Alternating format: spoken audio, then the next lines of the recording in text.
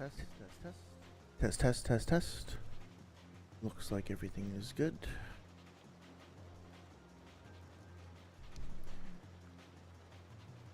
Finishing setup here, should be ready to go in just a second. Test. Yep, okay, that's coming through just fine. Okay. Okay. Cool. I think we're about ready to go. 1 second.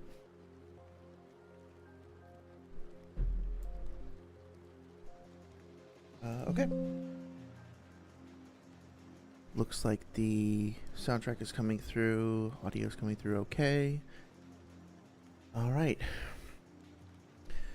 Well, hello everybody. Hope everybody's doing well, has had a good week, despite all of the ongoing chaos that persists, especially in the US, if you're in the US.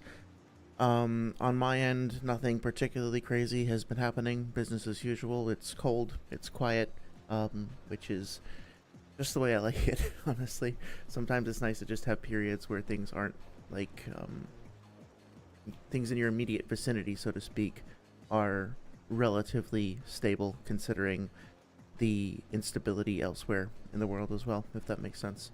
In regards to Naruto, I think I mentioned last time that I finished going through the Weeaboo Warrior debate. At least I made it about 99% of the way through. I haven't gone through all the narrative arguments at the very end.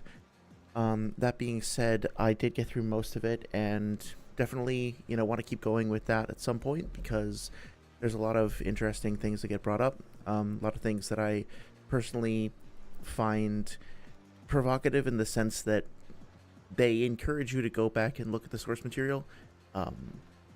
If you're listening to that debate, I'm sure there's a lot of moments, if you're familiar with the series, where you'll either like raise an eyebrow or want to throw something across the room, depending on the nature of the argument. But that's good in a sense, because that when I run into stuff like that, I personally then want to go find the answers to the things that are irritating me or bugging me. So like, if I come across something that I disagree with and I have like a strong visceral sense of why I think the thing is wrong, my tendency first, to be totally honest, is to doubt whether or not that reaction is correct. It's to wonder, is it actually legitimate that I'm responding to it negatively, or is it some sort of negativity bias? Because, it's, negativity bias is a very real thing. If you walk through a store and you see a bunch of, sodas that are on a shelf and they're all perfectly aligned, but one of them is misaligned, your eye is going to jump immediately to the one that is misaligned. You're going to fixate on that, and then that's the one you're going to want to go over to and adjust, as opposed to looking at all the other ones that are perfectly organized and everything. There are so many more instances of things being correctly situated, so to speak. But for whatever reason, there actually is probably a good evolutionary reason for this. But for whatever reason, our brains tend to focus on those things that are standing out, to hammer them down, to fix them, just be aware of potential danger. I don't know where it comes from in our human history, but it is a very real thing. So I try to be aware of that, and I try to go say, okay, is there something that I've missed here? Is there something that I might be confused about? And is there an opportunity for me to learn something or talk to somebody about it? And oftentimes there is. So I know I've mentioned this in previous streams, but that is why I like this stuff. Even though I spend a lot of my time disagreeing with some of the content that I'm reacting to, at the end of the day, the fact that I disagree with it motivates me to then go learn about it, to make sure that I'm not wrong. And that then leads to me, learning more things, hopefully, getting a better understanding, hopefully. And of course, as many times as I might have gone through some of these fights and think that I have a good understanding, or not just fights, like the whole manga in general, and think I have a good understanding, I think I do have a decent understanding at this point, I still miss things. I still learn new things. I think Kakuzu and Holidays last time on the stream pointed out, or was it 2 streams ago, pointed out that in the Kakuzu versus Team Kakashi fight, Kakashi actually has his chest punctured by Kakuzu's tendrils, and I never noticed that before. There's things like that you only really pick up unless you just have like amazing perception, and have a brain that I frankly don't have, and are just able to pick up on all these tiny details immediately. Then repeat viewings, repeat watchings, repeat excursions back into the source material are going to give you a greater insight, are going to give you greater understanding. And for me, it's just like getting a chance to talk to people about this stuff and hash out my own crazy ideas and kind of compare them to like take a litmus test for what the community is thinking has been super, super valuable. And, you know, I'm grateful for that.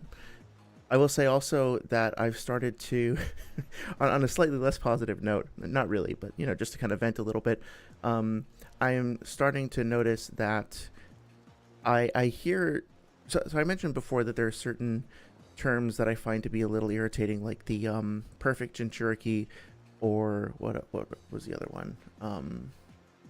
The chaotic Shinra Tensei was another one. And like, I know I whined about Kakuzu's like advanced transformations being referred to as a Jongu state or a Jugon state or whatever, and that's not my favorite. But at the same time, I am okay with that if it winds up making things convenient for discussion. But I keep running into instances of the term chaotic Shinra Tensei, and it's described as like a separate, different jutsu from the quote-unquote main Shinra Tensei.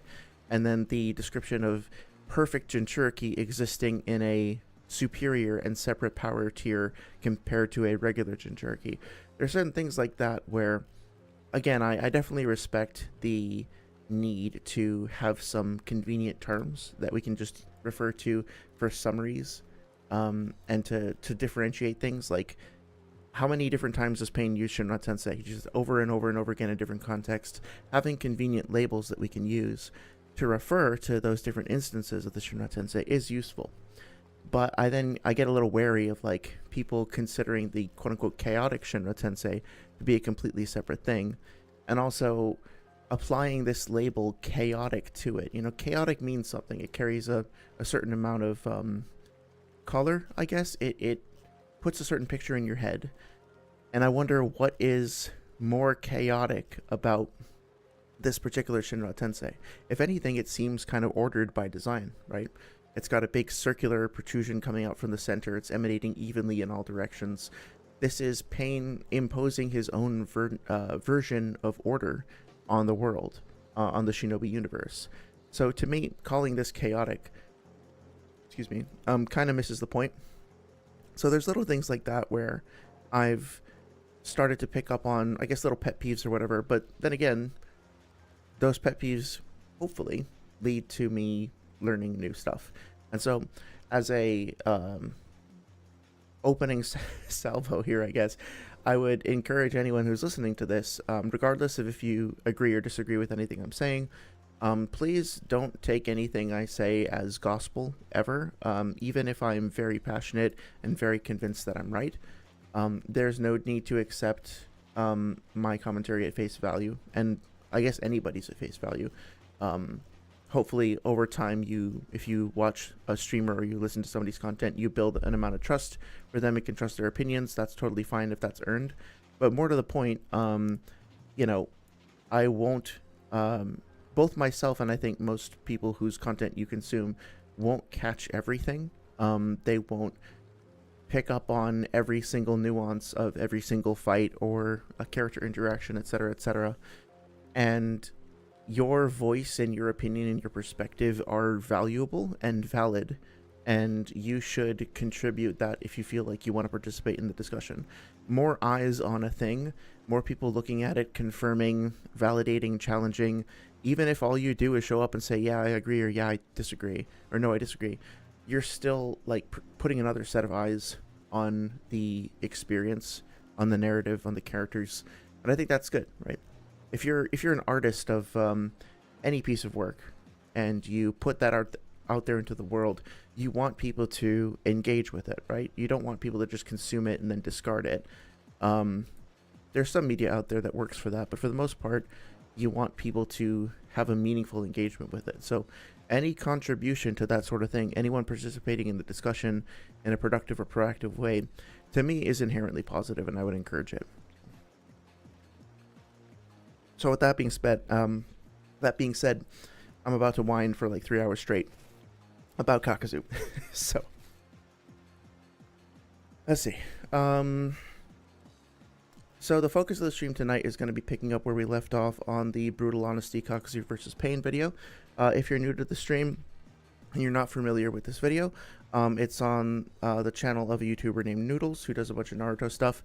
I would recommend that you watch the video in its context outside of the stream, just because I'm going to be pausing a lot, I'm going to be interrupting, and as I potentially cut him off like partway through sentences, there's always a risk that I wind up unintentionally, but still, that I wind up like jumping the gun, misrepresenting a perspective, or like cutting off a sentence and injecting my own opinion before you get to hear the full thing. So please, as always, go watch the full video, support the original creator, etc., etc. Last time we had almost gotten through a discussion of Pain's abilities.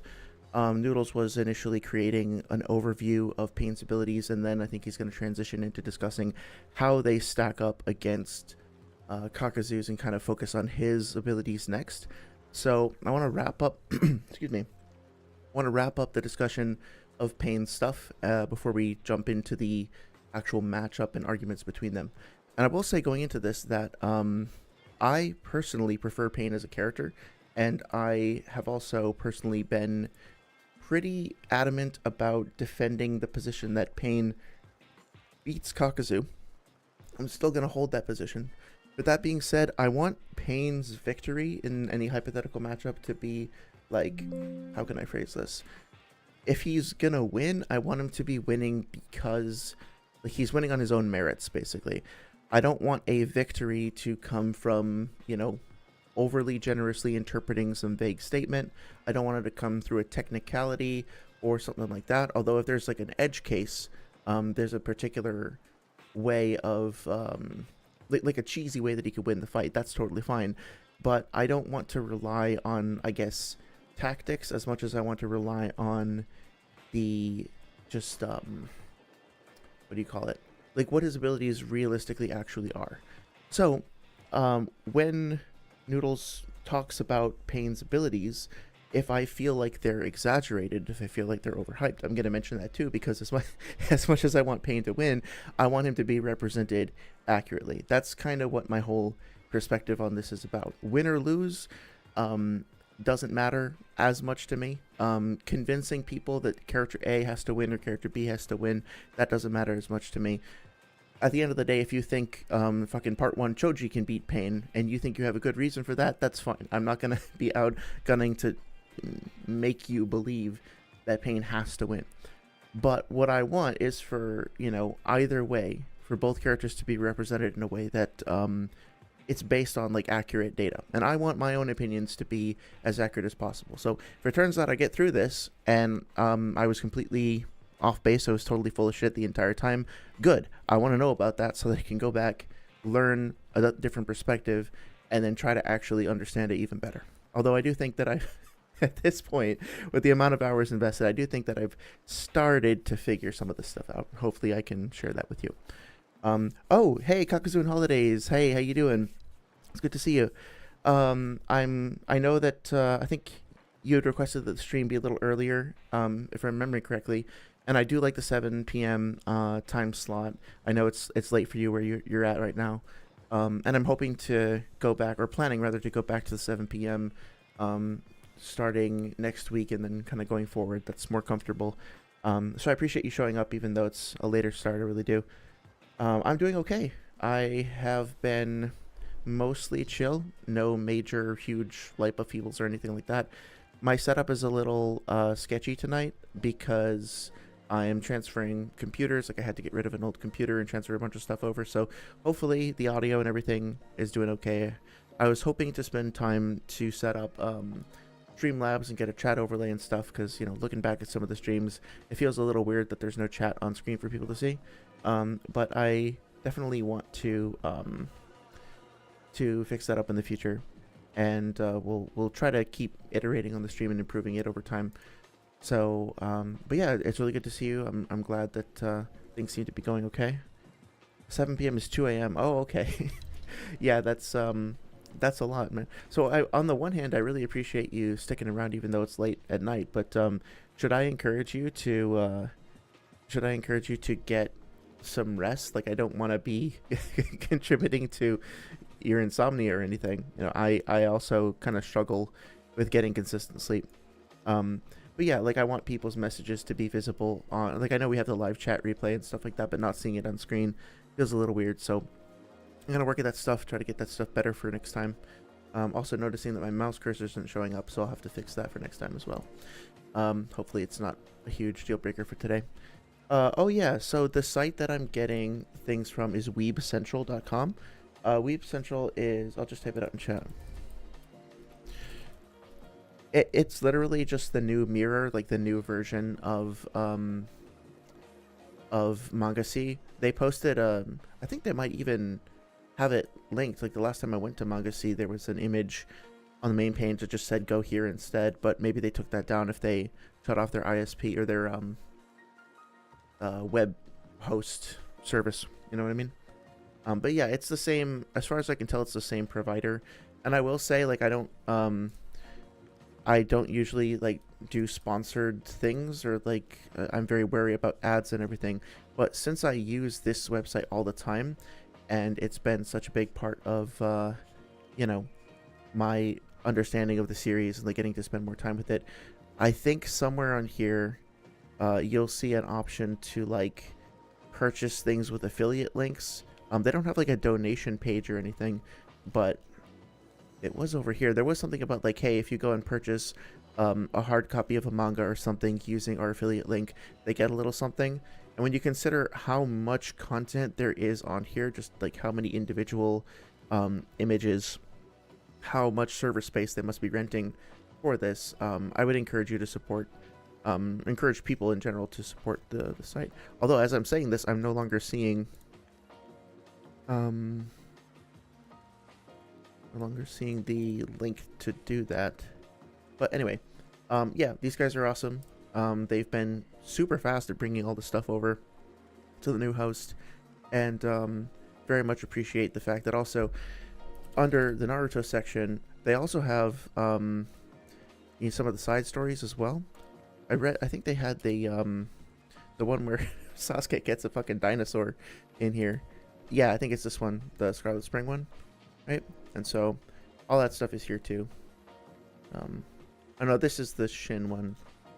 Anyway, yeah, I would also encourage you to check that out if you're interested. The so some of the side content is actually really fascinating. I don't know if you're familiar with it, but Sasuke and Sakura in this one side story are looking for, I think it's like a cure for, Naruto is sick and they go look for a cure, and apparently the Sage of Six Paths might have left something that could help them, so they're going to look for that. And Sasuke lets himself get imprisoned.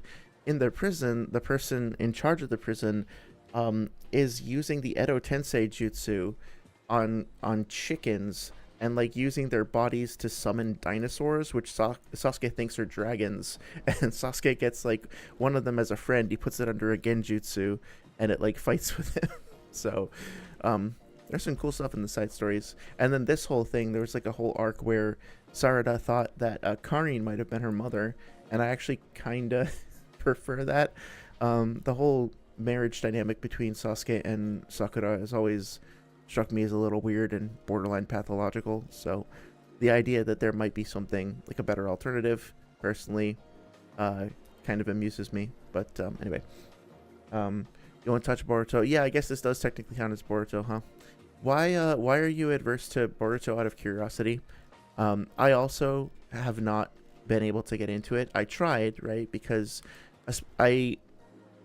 when I listened to the debate between Swag and Afro, or Swag and Six versus Afro and Kabuki, they mentioned Shin, and they mentioned this stuff here, and so I wanted to try to at least read through a little bit. They also mentioned like Shin Jutsu, like the cube techniques, Ishiki's cubes, I think, and so I wanted to at least familiarize myself with it, but it kind of honestly felt like a little disrespectful. Like, who am I to say this, right? It's just my opinion.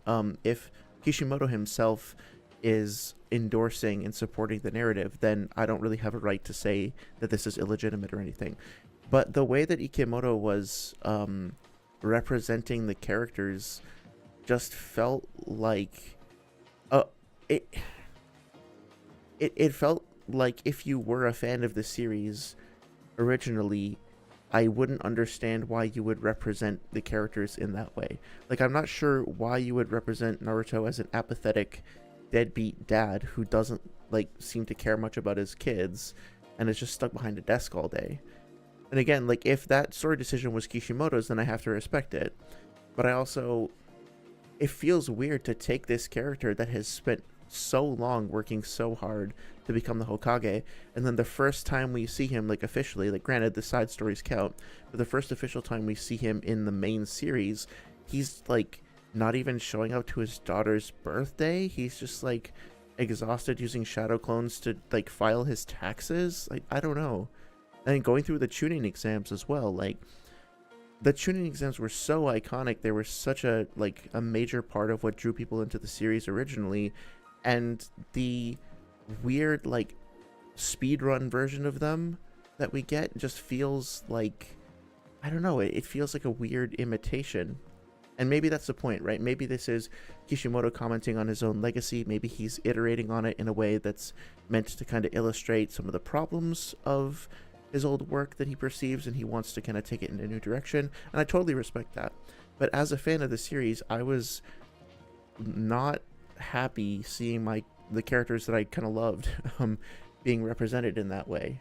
It just kind of felt like, I don't know, are we supposed to hate the characters at first? Are we supposed to, like, be really irritated with all these guys at first and then, like, they get redeemed later? I guess that is the case for Boruto, right? Like, I think you're kind of supposed to hate him and find him an annoying little twerp, and then eventually give him the opportunity to grow into Naruto's shoes, or like to he's walking in his shadow, so eventually, like, he stands on his own, that kind of thing.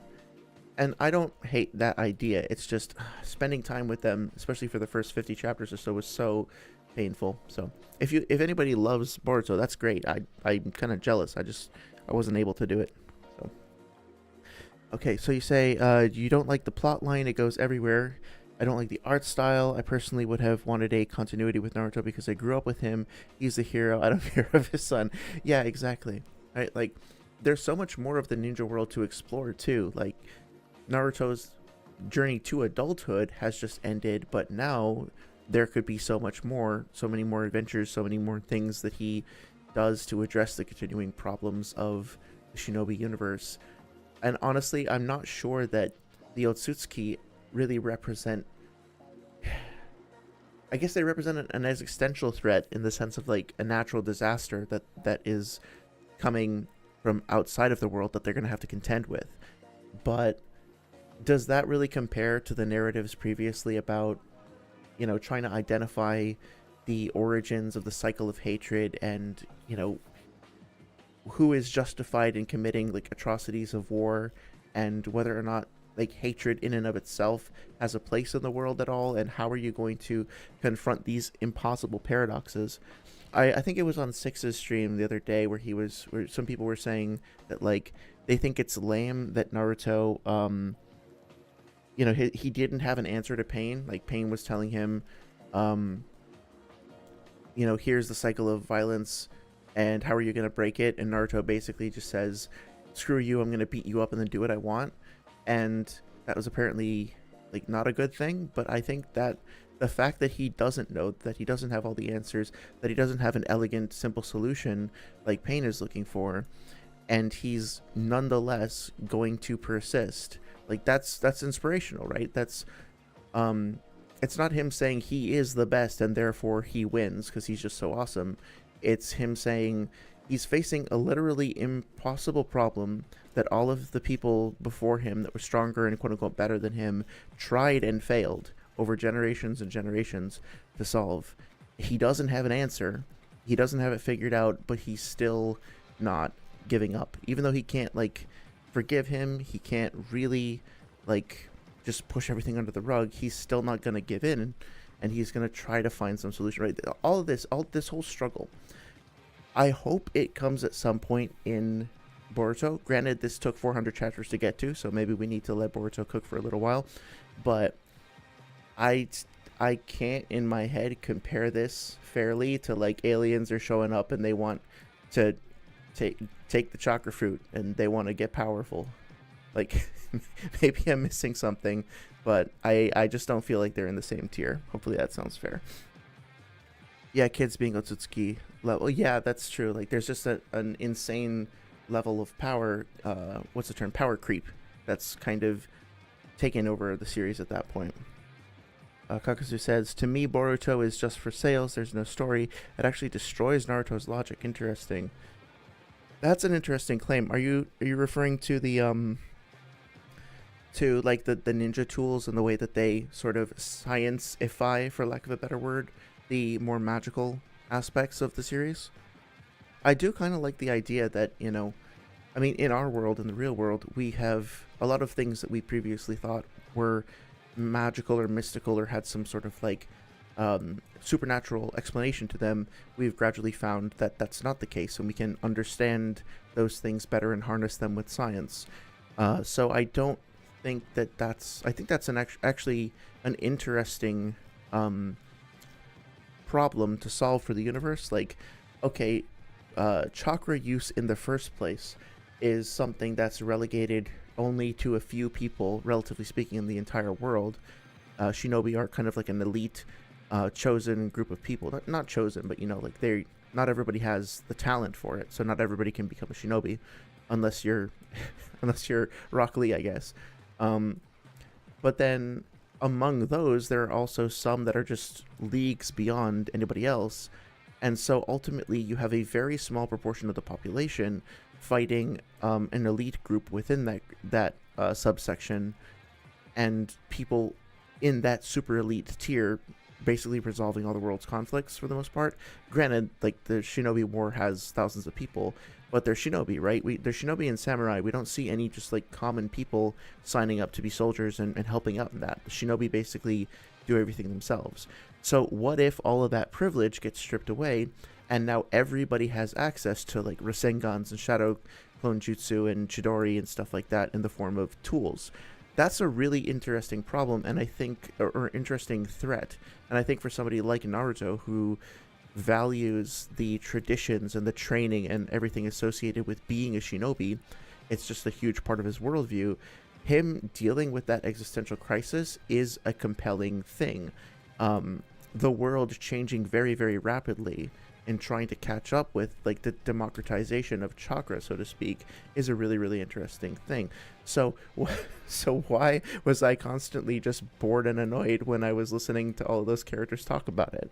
Something about the way that the characters actually engaged in that struggle felt so, I guess, detached and cynical and cold. It was just, I don't know, maybe I should go back and give it another shot, because the more I'm talking, the more I feel like I might be being unfair. But I honestly can't remember anything I liked about Boruto up to like chapter 70 or so, except for, I think that guy Ao, the guy with the eye patch and the Byakugan, he did a betrayal or something, and there was a cool fight associated with that, and I was like, oh, this is awesome.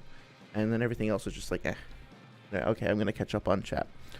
Kakuzu says, would have been more interesting to explore the past than the future. That's a good point. There's a lot of really interesting lore and backstory, and some amazing characters in the past. Kakuzu says that you don't really care, more about the training to evolve, to get better. Now you're just destined, right? So you're not a fan of the whole like chosen one, child of prophecy thing, I imagine. I'm honestly not either. I can't blame you. Why would I like a protagonist if he gets super strong only because an alien chooses him? Yeah. Well, I mean, the idea that like you have a character who gets infused with power from an illegitimate source, or like a source where they might have a caveat. I guess you could say that Kurama inside Naruto is a similar thing. Like, he gets a connection to this almost like demonic, terrifying force that he didn't ask for, or that he didn't earn to achieve. And then he has to go figure out how to use it before it totally takes him over. Maybe a better example would be Sasuke with the curse mark. But at the end of the day, yeah, you have to still present it in an interesting way, and it's the struggle. I think this is kind of what you're saying, right? It's the struggle and the triumph over adversity and the underdog narrative that I think drew a lot of people to Naruto in the first place. How are you supposed to kind of see myself through? Yeah, exactly. Like, if they're just super overpowered and they're just like blessed with this divine power to begin with, then you don't get to see that struggle. You don't get to see that climbing up the mountain, and it's harder to relate to them if they feel so much more distant from you. Um, you find the show antipathic. Oh yeah, like apathetic, or like unsympathetic. Um, Even I'll survive the Ten Tails. Oh, he survived the Ten Tails Bijou Bomb. I missed that. That's crazy. That's crazy. That's pretty far out there. Yeah. I'm like, what? Yeah, that seems a little bit much. I mean, maybe Ao just gets that strong. Maybe he's just that guy, and he didn't get an opportunity to really shine. Going back to part one, but I think it's fine. It there just needs to be an explanation for it, right? Like, so Killer B. Unless I'm misremembering, I think spoiler alert for anybody watching this who hasn't read Boruto yet. Skip ahead like 60 seconds or something. 3, 2, 1. So Killer B dies within the first like 10 chapters of Boruto, if I'm remembering correctly, and the fight happens kind of off screen and is super undignified and just quick. And Killer B's design looks really weird, and I don't. I do like the idea that like the Osutsuki are such a massive and terrifying threat that they will come into the series and just eliminate characters regardless. Like, they don't have any plot armor, right? They're here, they're just gonna take things you love and we're gonna hate them for it. That is on the one hand a cool idea, but it just, I don't know, I wonder how people felt about it, because I just felt like it was so undignified, and so the fact that it was undignified was not played up as a part of the Osutsuki's threat. It just kind of felt like his death was used as a prop for a short narrative beat, and then we didn't feel that death ripple out through the series. Like, I don't think Neji's death was all that great in part one, but at least we had an immediate tangible sense of how it affected the people around him. And Jiraiya as well. Like, Jiraiya had a great death, but his very soon thereafter, we see how it affects people. We feel it as readers, but then we also see the ripples of it in the story. I don't remember any of that for Killer B, and it's really weird because he's such an important character. So, anyway, catching up with some comments here. He was there when Shikaku died. Oh, he was in the same building where Shikaku was there. Oh, yeah, that's a good point. And he just survived that. That's crazy. Is there an explanation ever given as to why that is? That's so weird to me. And Shippuden, yeah. Oh, hey, Mr. Narrative. Hey, how's it going? How's everything going? I appreciate that comment that you left.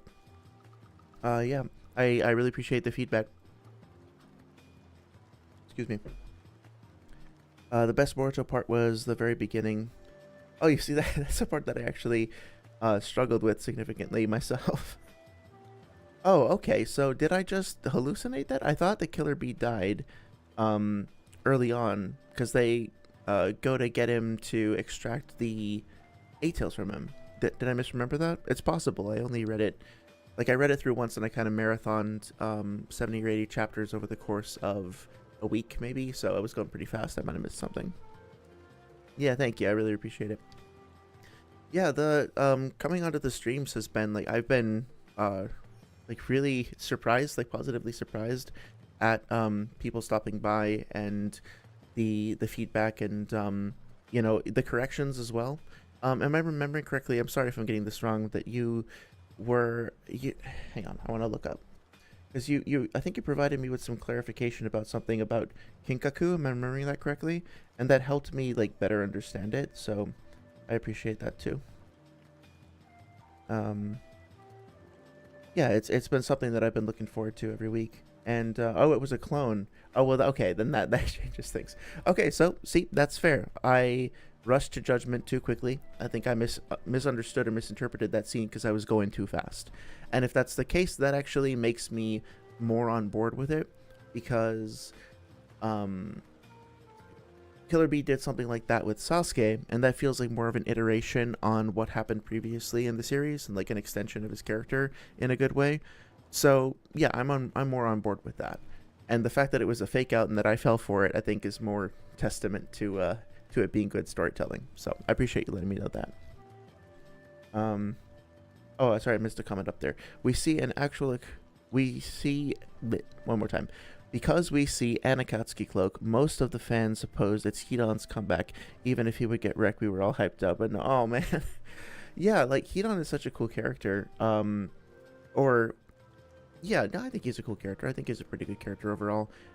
Specifically though, I remember a lot of people saying that they wanted to hear more about Jashin, and the visual design of his ritual and the way his skin changes color and everything that goes into that is pretty iconic, and it's pretty what can I say? It's like visually distinctive, and it's compelling, and it's such a threat, like it's such a terrifying threat within the universe itself, because it's one of the few things where it really feels like this is tapping into some kind of magic or some kind of like primal force that other shinobi just don't have access to for whatever reason. It's one of the few things where it's almost kind of hard to, like Kakuzu's hearts, right?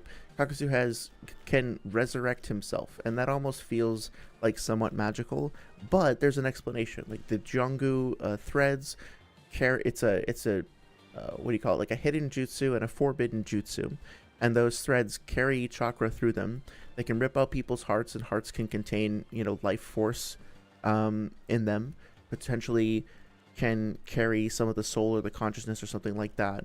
And so you can, even though it seems like quote unquote magical to a certain extent, you can very quickly start to build a framework and an idea of how this works diegetically as part of the world. It doesn't feel like an ass pull, I guess.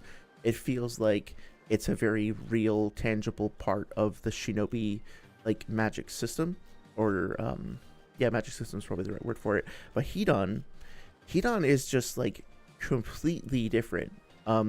All we know is that some god supposedly gives him power, and that god makes him essentially invulnerable. He's not invulnerable to damage because he's taking damage, he's getting hurt, he's bleeding, but somehow he just doesn't die.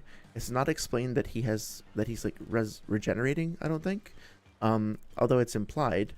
But just the way that he and the way that he transfers his pain and his damage over to his opponents as well, that's not ever really given an explanation as far as I'm aware. So we're left with Hidan basically just having this connection to a force that is inscrutable, unknown. There's no intel on it. It's just like a divine ritual. I would love to have heard more about that, especially if the Otsutsuki are being portrayed as gods. Like, there's other gods out there. You know, what happens if those two gods, you know, pantheons start to clash with one another? Let me catch up on some comments. One of your friends theorized that Jashin was an Otsutsuki. See, I would like that, actually. I think I would prefer it maybe if he were a completely different god, just because you know, the Otsutsuki just have so much screen time, and they have their own whatchamacallit. They have their own visual identity, they have their own power source that they're drawing from, and like nobody else in the series looks and functions like Hidan. So I kind of am happy with the idea that he just gets his own thing. But if it turned out to be like a rogue Otsutsuki or something that kind of went off and did their own thing, it's like got involved in some forbidden shit or something, that'd be pretty cool. There's definitely ways of making it feel unique, as long as it's not just another person with like an Iki name who just wants to eat chakra fruit or something. Mr. Narrative says, hey, you know, another debate you should cover is Sakura versus Madara with Swag Hog and Afro Senju did a while back. That was a funny debate. Yeah, I love that one. I think that might have been the first one that I discovered, actually. I think it was actually Jay the Great was the name of the channel. And let's see. The first thing that I think I ever saw about yeah, I think it was this one over here. The first thing that I saw in terms of getting back into the online Naruto community was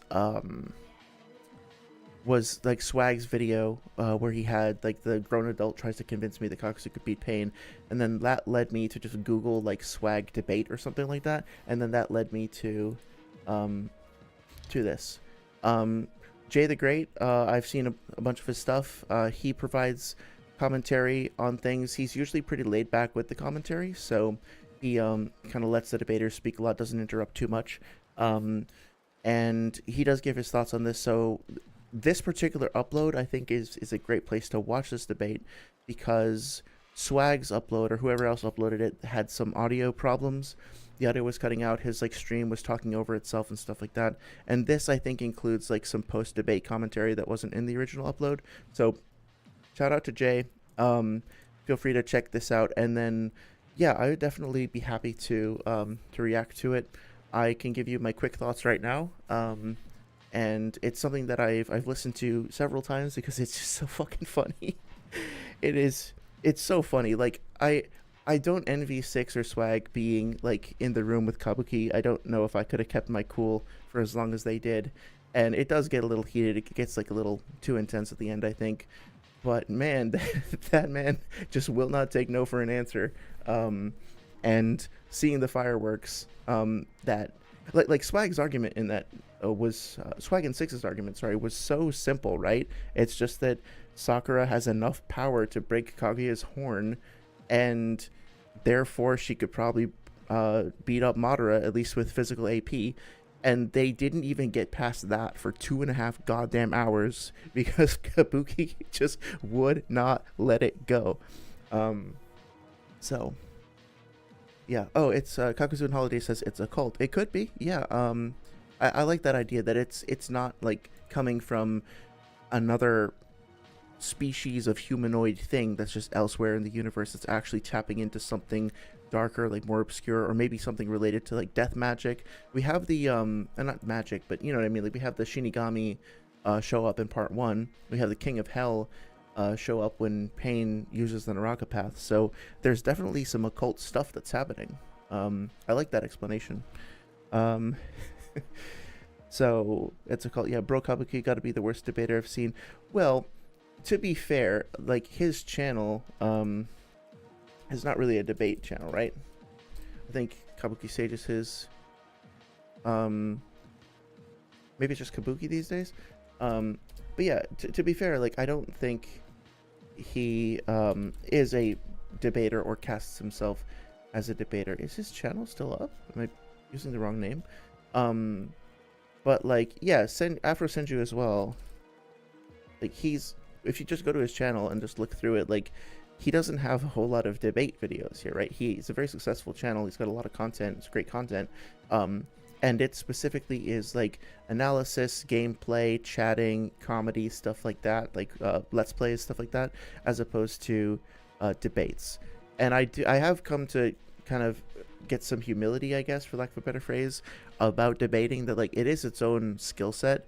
It's an entirely separate beast. Like knowing everything there is to know about Naruto does not mean that you could win a debate, even against like a quote-unquote low-tier debater, because it's not just about the knowledge, it's how you put that knowledge into effect, right?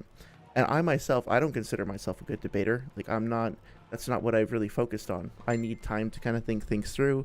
I want to go and like look at my sources and take a long time to think over the arguments. And I'm not good at like the aggressive kind of hostility style tactics that come up in a lot of these debates. And so I think Kabuki just falls into that category of somebody who, you know, he knows a bit about the series and he's clearly passionate about it, but he hasn't really practiced the skill of being able to take those ideas and prove them out. Whereas Swag makes mistakes. Swag is off base sometimes. Swag gets, you know, makes some silly statements. But he has had a little bit more experience and can kind of put things into practice a little bit more effectively and not go quite as far off the rails. Catching up on some comments here. So Mr. Narrative says, yeah, bro, he brought up an argument about Shin. Yeah, that was out of pocket. And then like he kept going, like he kept escalating. He went from Shin to Momoshiki and Ishiki and Jigen, and it's just like, I think that's what you would call shifting the goalposts, right? Anytime Swag and Afro made any amount of progress whatsoever, he would just go, well, then what about this next guy? What about this next guy, right? And just refuse to acknowledge that his point had been challenged, I guess. So I guess that to me does strike me as a little bit disingenuous. Like at a certain point, you just have to be willing to let it go. If you can't connect, it's not that big of a deal. But yeah. Uh, they literally did not make a single argument for Madara besides experience. Yeah, that's true. They kept coming back to that over and over again, and I think like six as well was specifically trying to be like to meet them in the middle and say yes, it does actually matter. Experience does matter, but you have to show how and why it matters. I think Swag tried to use some examples like what did he say that would going to Dragon Ball, I think he said that newborn baby Broly would beat up Tao Pai Pai. And if you're not familiar with Dragon Ball, Tao Pai Pai is an assassin and he's an experienced cold-blooded killer, but he's just a human. He's like superhuman. He's like a, I don't know, like a Marvel superhero or something in terms of his power. I guess like an Avengers, I guess, level character. But he doesn't compare to characters who, like, as infants can blow up entire galaxies or planets or whatever, right? So the fact that Broly is just that much insanely more powerful means that even if he has negative experience, because he can't even walk, he could still beat Pai Pai just due to the amount of power that he's outputting. And I thought that was actually a great analogy. Maybe not ideal because it's going out of the Naruto universe, but it kind of illustrates the point. And then Afro comes back and says, Six is a baby beating your ass. It's just like, okay. Kind of talking around each other there, unfortunately. But it is really funny. As long as there's no bad blood between anybody there, which when you talk to, if you talk to Six on stream, like he doesn't seem to really hold a grudge or anything. So I think now that the everybody's cooled their jets, we can just look at it as comedy. And just enjoy it in retrospect. It is, yeah, your Mirror Narrative is saying that they didn't talk about his AP speed durability. Yeah, there's a lot to talk about there between all those characters, and you could definitely view it as some kind of a missed opportunity to delve into their abilities and their, okay, so they think that Madara can use his experience. There might actually be an argument there if you just put it together, right? Just show us how he's using his experience. Just explain it. You don't have to dismiss it outright as long as you can articulate it, right? I think that seems fair. They ended the debate without giving Madara a tier. Yeah, that's a little weird. I mean, Madara is obviously incredibly powerful, although maybe he doesn't scale the Kaguya.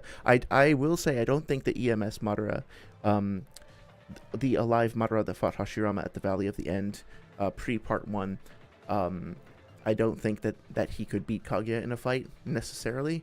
Maybe there's an argument that I haven't heard before, but just, I do agree that the power differential between those characters is just so vast that it wouldn't work out for him. But, that being said, I don't think that any of the individual characters, so Kakashi, Naruto, Sakura, or Sasuke, could win in a one-on-one fight against Kaguya either. The point is not that they scale to her per se. I think that she's clearly superior to them overall. However, if they work together and they use Hagoromo's seal and they basically exploit weaknesses in her defenses, then they as a team can prevail over her. Like, you remember what happens at the end of that fight. Kakashi says, like, I love you guys right now, because they've all come together as a team and they finally achieved victory through that teamwork. Yeah. Doesn't he say it in this chapter here? Could be in the previous one. But it's not about any of them, like, speed blitzing and one-shotting Kaguya, just taking her out of existence. Yeah, look what's happening here, right? She's going up. She gets hit by Kakashi and, like, sliced across her shoulder. Then she's got these two characters coming in from the other side, like, basically flying. And then they do this move on her. And then we got a Kamui coming in here. We got all this Shadow Clone trickery. The, was it Amino Minaka or Amino Tejikara? I always get those two mixed up. But Sasuke's Rinnegan Eye Swap thing. And then Sakura comes in and punches her. And then Kakashi says this, right? Love you guys right now. It's Team 7. Team 7 takes down Kaguya together with their combined efforts. Neither of them, I think, would win in a one-on-one fight. And that's okay. So you could find an argument suggesting that, that Madara could potentially win against her, but it would have to be through something like this. He would be at a massive disadvantage, is what I'm trying to say. And he would have to overcome that disadvantage. Mr. Narrative says, I mean, I know he ain't a versus battle debater, but bro, he's still acting like an idiot. I do think he was acting a little bit unkind. I'll just just leave it at that. Yeah, that's true. Knowing Naruto doesn't mean you know how to argue better. Yeah, and I'll admit that myself. Like, especially if you're not familiar with some of the arguments and you're willing to like make frequent concessions, or well, there's a spectrum, right? On the one hand, if you're too conciliatory, if you just like say, oh yeah, I guess that makes sense too much, and you don't push back, then you'll let yourself get steered around by whatever other people are asserting.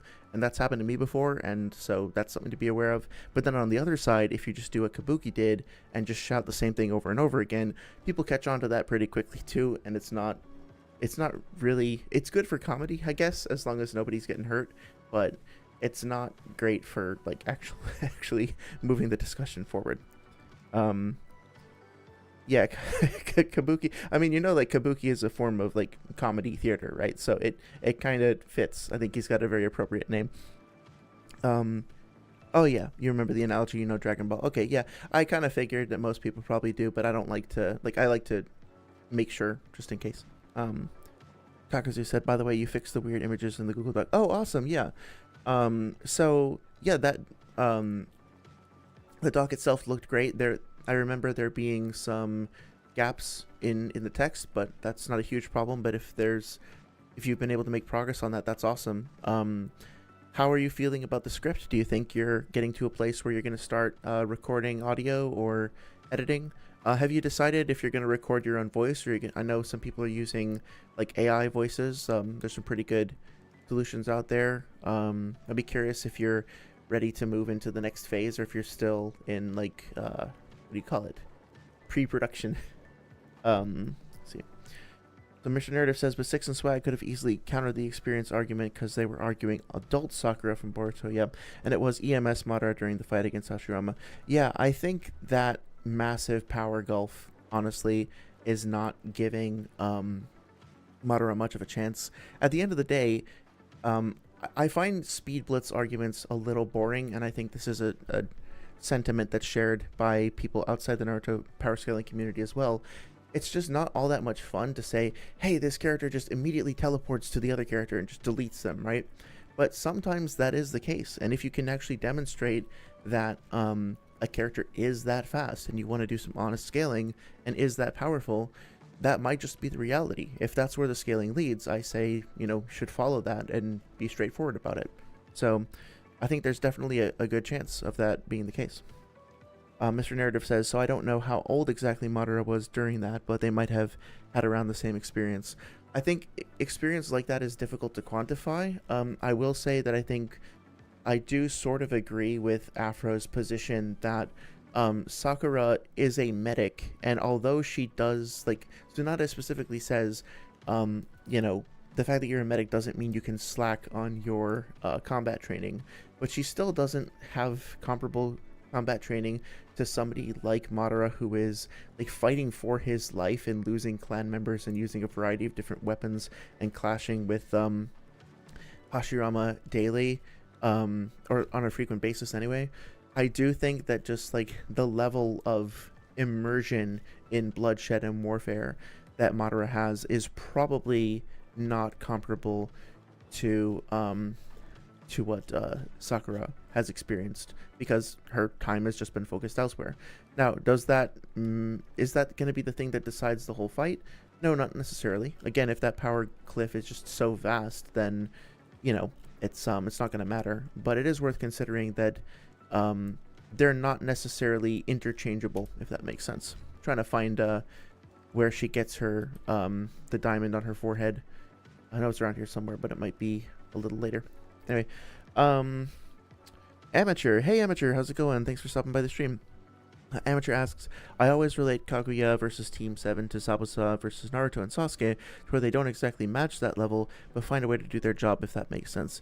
Yeah, I think that makes perfect sense, because Zabuza, and especially Haku, not only are they arguably in a different tier of power. I mean, Haku, absolutely. If Naruto were to go up against Zabuza and Zabuza were bloodlusted, he wouldn't last at all, right? He would immediately get cut up. Same thing with Haku. If Haku were going serious, he also could have taken them all out. I don't know for sure if he would have taken out Kakashi as well, but definitely, you know, he's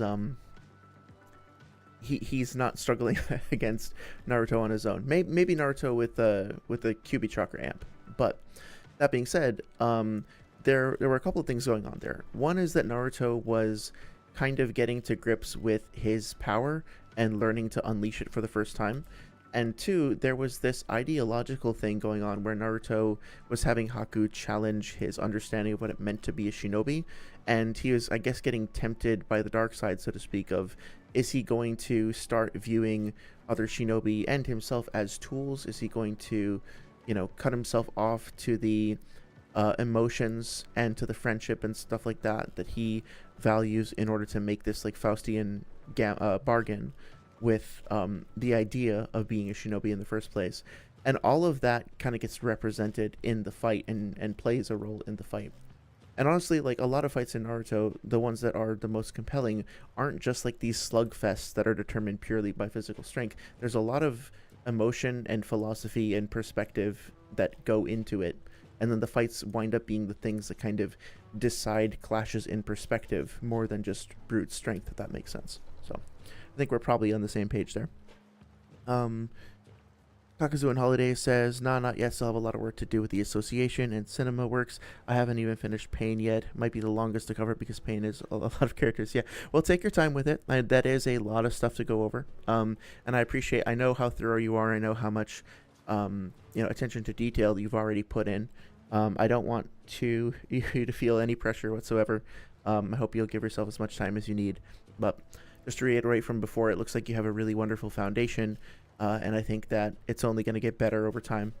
So yeah, take your time and have fun with it.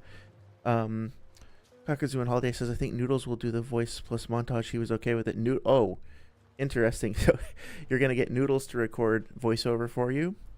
Okay. I hope that goes well and that it is good and that everything goes well. Can I just ask, is this a project that you're doing for yourself and then you're just asking other people to maybe do voiceover for your project, or is this a script you're working on for somebody else, if that makes sense? If you don't want to get into it, that's totally fine. I'm just curious. No clue for montage and recording. Well, I don't want to tell you how to do your job or anything. If you do ever want to talk about like audio recording or editing software or video editing software, again, like, I'm not an expert video editor. I'm sure you can tell by my videos. They're very simple. But I'm happy to share like what worked for me, what didn't work for me. And if there's anything I can do to be helpful in that regard, I'm happy to.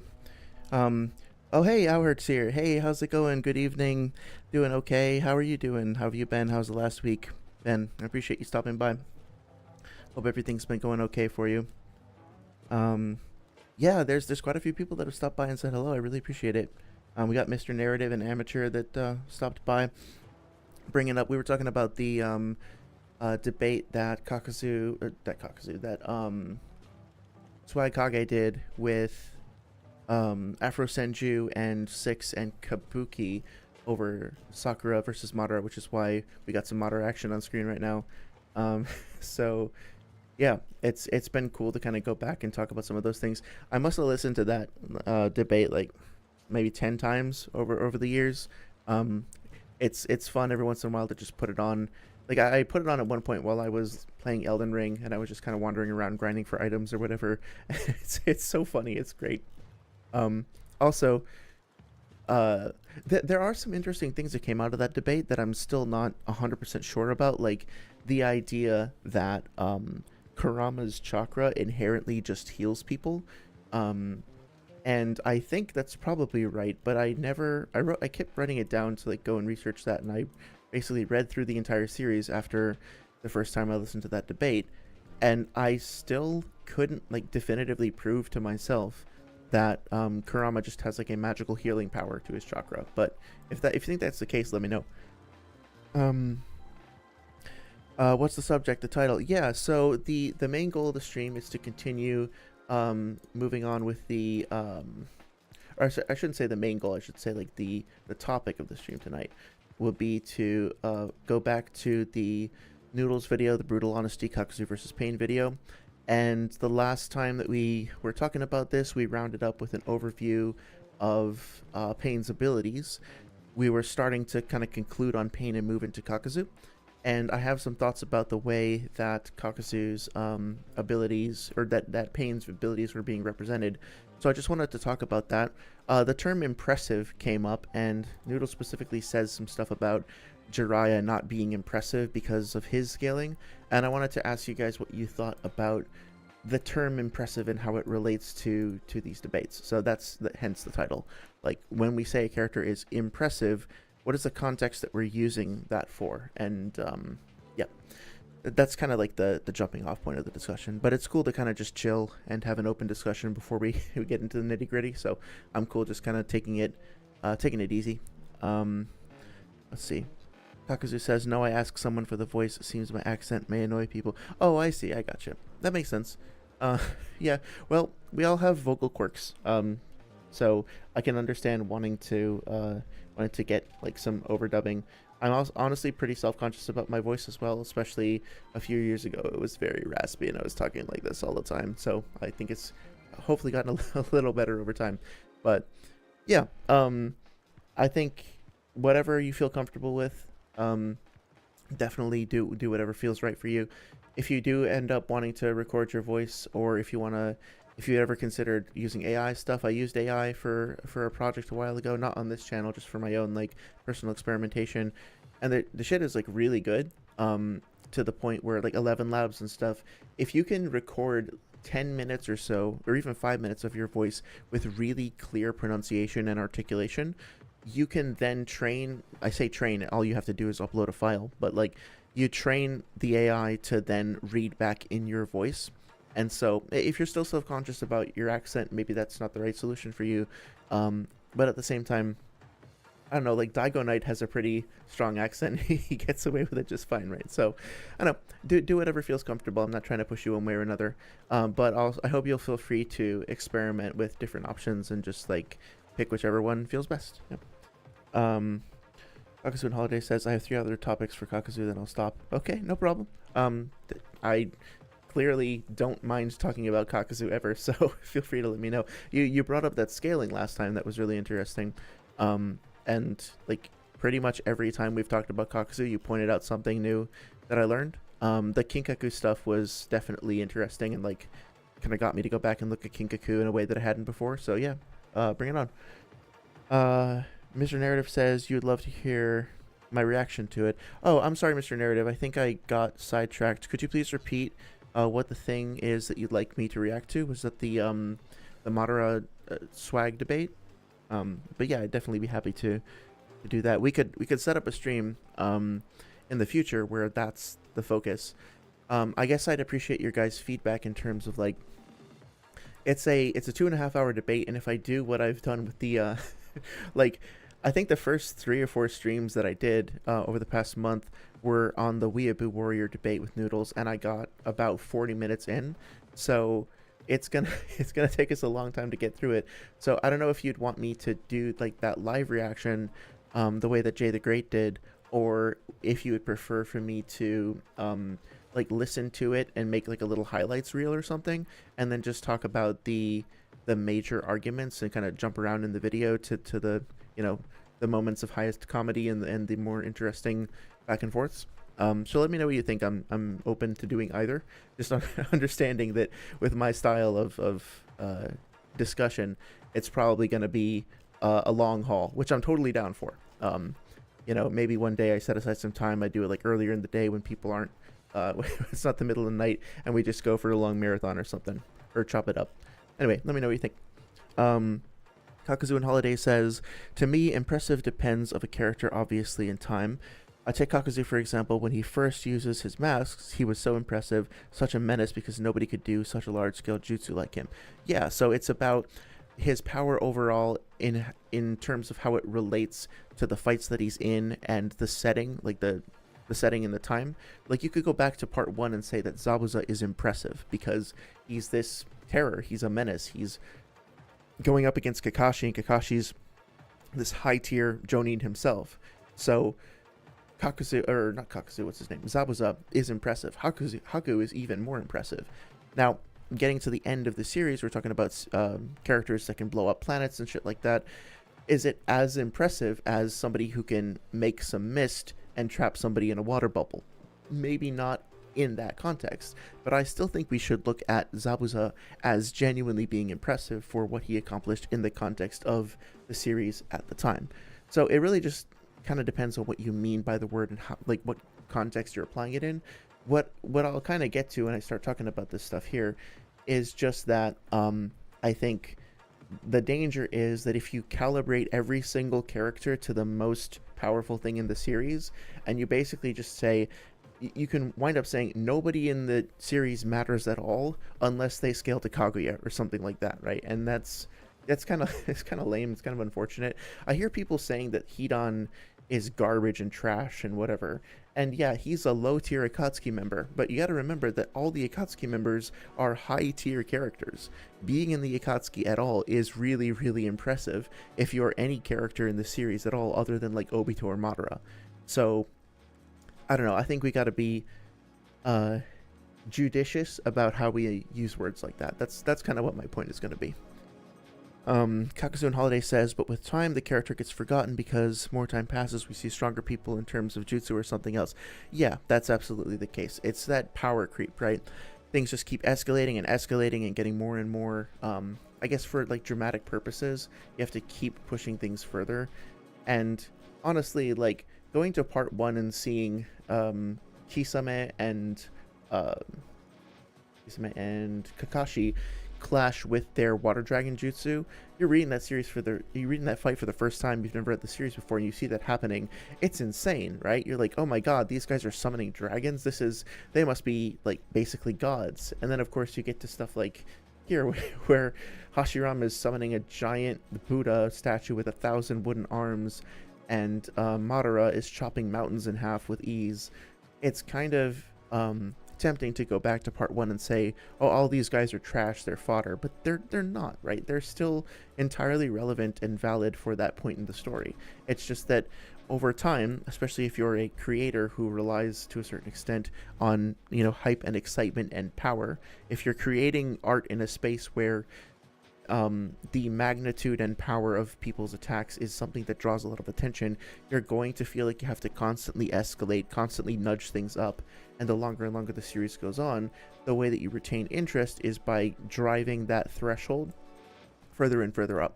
So it's a weird paradox or like a trap, I guess, that is difficult to escape from as an artist. You establish a series that is basically just people who are very quick and very stealthy, poking each other with kunai and maybe throwing some fireballs at each other. And then in 20 years, whatever, you get to this. Does it even feel like the same series anymore? How do you retain your identity? How do you retain what made the series special when it was so much simpler than any of this? And I think if you ask people how they feel about the war, some people would say that it didn't, that the series quote unquote failed because it wasn't able to maintain the identity that it had previously. And others will say that no, it was just a linear escalation of power over time. This is the inevitable, side effect or whatever of having a power system at all, and it all works quite well. I don't think there's a definitively correct answer. I think you're allowed to feel however you feel about it. Personally, I really miss the Land of Waves. I love the whole series overall, but man, like the Land of Waves is just so much cooler to me than this. This is really cool. I like this a lot, but the grit, the groundedness, the like visceral sense of danger that you got from part 1, I just don't feel it here. Throwing giant fireballs at each other while a big monster punches the ground and then people have glowing cloaks. It's really fun. It's really cool. It's not the same. It's a different beast entirely. So anyway, I'll stop rambling about it. Mr. Narrative says, it's funny. Oh, the debate. Yeah, you should do a live reaction. I don't want you to spend so much time on a 3-hour video. There's too much work. I appreciate that. I'll probably, what I'll probably do is I'll listen to it like on my own for fun sometime over the next few weeks, and I'll write down some notes of like some highlights. I won't edit it all up and chop it all up, but I'll write down points where like if it gets to the in a point in the debate where they're just like shouting at each other for 20 minutes straight, like, and you guys want to like skip ahead, then I'll at least have some timestamps where we can use that to kind of keep things keep momentum going, if that makes sense. Mr. Narrative says, I actually listened to the Weeaboo and Noodles debate the other day. I like that it was calm. Cool, yeah. That is actually, so I think I've mentioned this before, but out of all of the Naruto debates that I've consumed over the past couple of years, that one is definitely my favorite. And you might be surprised to hear me say that if you know that I'm pretty critical of a lot of Noodles' positions. That being said, they managed to remain calm throughout the entire conversation, and the audio quality is pretty good throughout the entire conversation. And on the one hand, you have Weeaboo Warrior, who comes with a lot of facts and data and just a lot of references, and Noodles, on the other hand, who uses a lot of, I guess you could say, tactics or rhetorical tricks, or debate. I guess debate tactics is the best way to put it.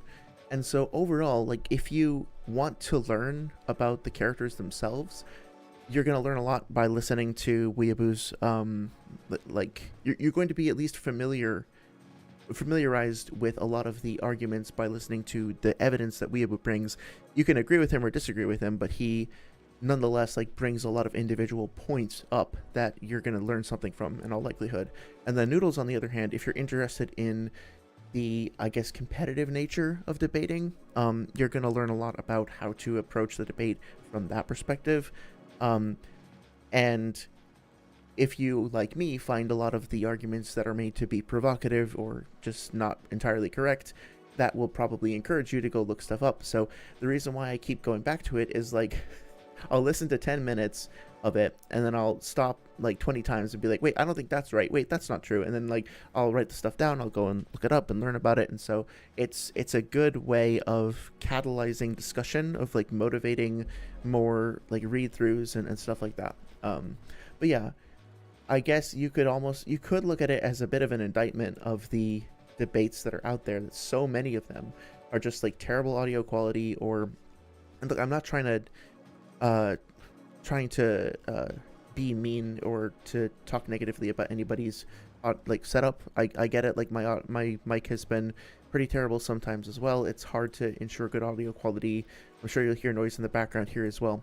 But like, when people sign up to do a debate and they immediately just start screaming into their mic and calling each other slurs and stuff, and the microphone is like clipping and you can barely hear what they're saying, like, it's just like physically painful to listen to. Like, I've encountered debates like that where I really wanted to hear what the people were saying, and there was just, I literally couldn't, because they were screaming and it was breaking their microphones. And so at least that didn't happen. But that being said, if you have any thoughts about the debate overall, I'd love to hear them. I don't know if I think I've talked to one or two people on here, maybe Alhert, in the past, who have listened through the whole debate and have specific points. But I honestly haven't talked to too many people, or like talked too in depth about other people's reactions to that debate. So I'll be curious to hear your thoughts. I'd love to know if you liked it, if you disliked it, and if there are any arguments that you felt were really strong on either side. Like, please let me know. I'm definitely happy to hear your perspective on that. Catching up on comments, Kakuzu and Holiday says the others Kakuzu topics are 1, theories, 2, similarities between Kakuzu and Madara. Interesting, okay. And 3, all form of scaling you can make with Kakuzu and battle analysis. That's all great stuff. Yeah, it sounds like you're continuing to be kind of thorough and reaching wide with your analysis there. I fully support that. That sounds like a great idea. I'd be curious especially to hear more about Kakuzu and Madara, because at first glance, I'm not, like, I would be curious, yeah, like what similarities are you drawing? Is it their ideology, their battle style, their attitude, their personality? Really interesting. I don't think anybody's covered that, to the best of my knowledge. And people like Noodles have already talked a lot about, well, they've talked a lot about a few arguments. There's still plenty of room to talk about more scaling for Kakuzu. But the abilities are not about his personality. Like the fact that he used to be a samurai and that he still retains some of the samurai code of honor and stuff like that doesn't come up that often. People will talk about the fact that he's proficient in analyzing stuff in combat, but that's a little bit different. So, oh, sorry, I had a stream pickup.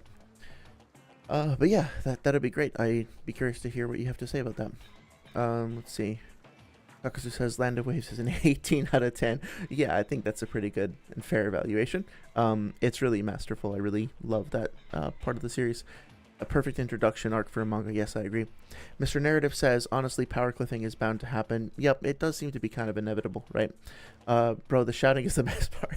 I know. I think Six would probably agree with you. I don't know if you've been in Six's streams at all, but he has a guy called Shad who shows up sometimes, and they do like debate gauntlets where Shad will basically just take all comers. And the last time this happened, everything was so polite and chill to the point where people in chat were, and I think Six himself were like, these guys have to start hating each other. Like, this is no fun. They're being all polite. This is awful. I'm one of the I guess old like goobers or whatever that actually prefers things to be calm most of the time, unless like there's definitely a place for the fast-paced comedy stuff, as long as it's not genuine hatred, because like insert person's name here and insert other person's name here got into a big fight and then were threatening to like meet each other in life and beat the shit out of each other, and that's not my favorite personally. I don't think you need to take it that far. Do I have Discord? Yes, I do have Discord. I have not fully finished setting up the server. It's really just a very basic bare bones thing, and I just like, if my stream looks a little bit different tonight, it's because I've just installed, like, had to reinstall everything on a new computer. So I'm hoping for the next stream to be able to have the Discord server fully set up and do voice chat if people want to do that. I know that Auhert has expressed interest in having a voice conversation, which I'm still totally down for. I think Kakuzu and I last time we spent like 15 minutes trying to get my stupid invite working and couldn't figure it out. But Auhert, by the way, I think I saw that you sent a comment with a link to your username or something like that, and for whatever reason it only showed up as a notification on my phone. I can't actually see it online, but I did, like, I was going through my phone and I saw that I got the update, so I will add you on Discord. And then going forward, I would like to have a little server set up where people can come in and either just deposit scans or whatever, like to use the space as a general chat. And if y'all want to, you know, jump in VC at some point, I'm totally down to do that as well. Just need to ask for your patience while I finish getting stuff set up. Kakuzu and Holiday says many things to cover. I'll give you a glance. They are the two first renegade in Village's history. Oh yeah, that's a good point. And they both fought Hashirama. So, Mr. Narrative says, "Yo, bro, add me to Discord." Oh, okay, great. Yeah, I will do that. I'll write that down. I have you in the live chat as well, and I will absolutely add you up. And then hopefully by the next time we have a stream, we can actually like pull people in and start chatting, whether that's with voice or just with text chat. Either way is totally fine. Yeah, that'd be awesome.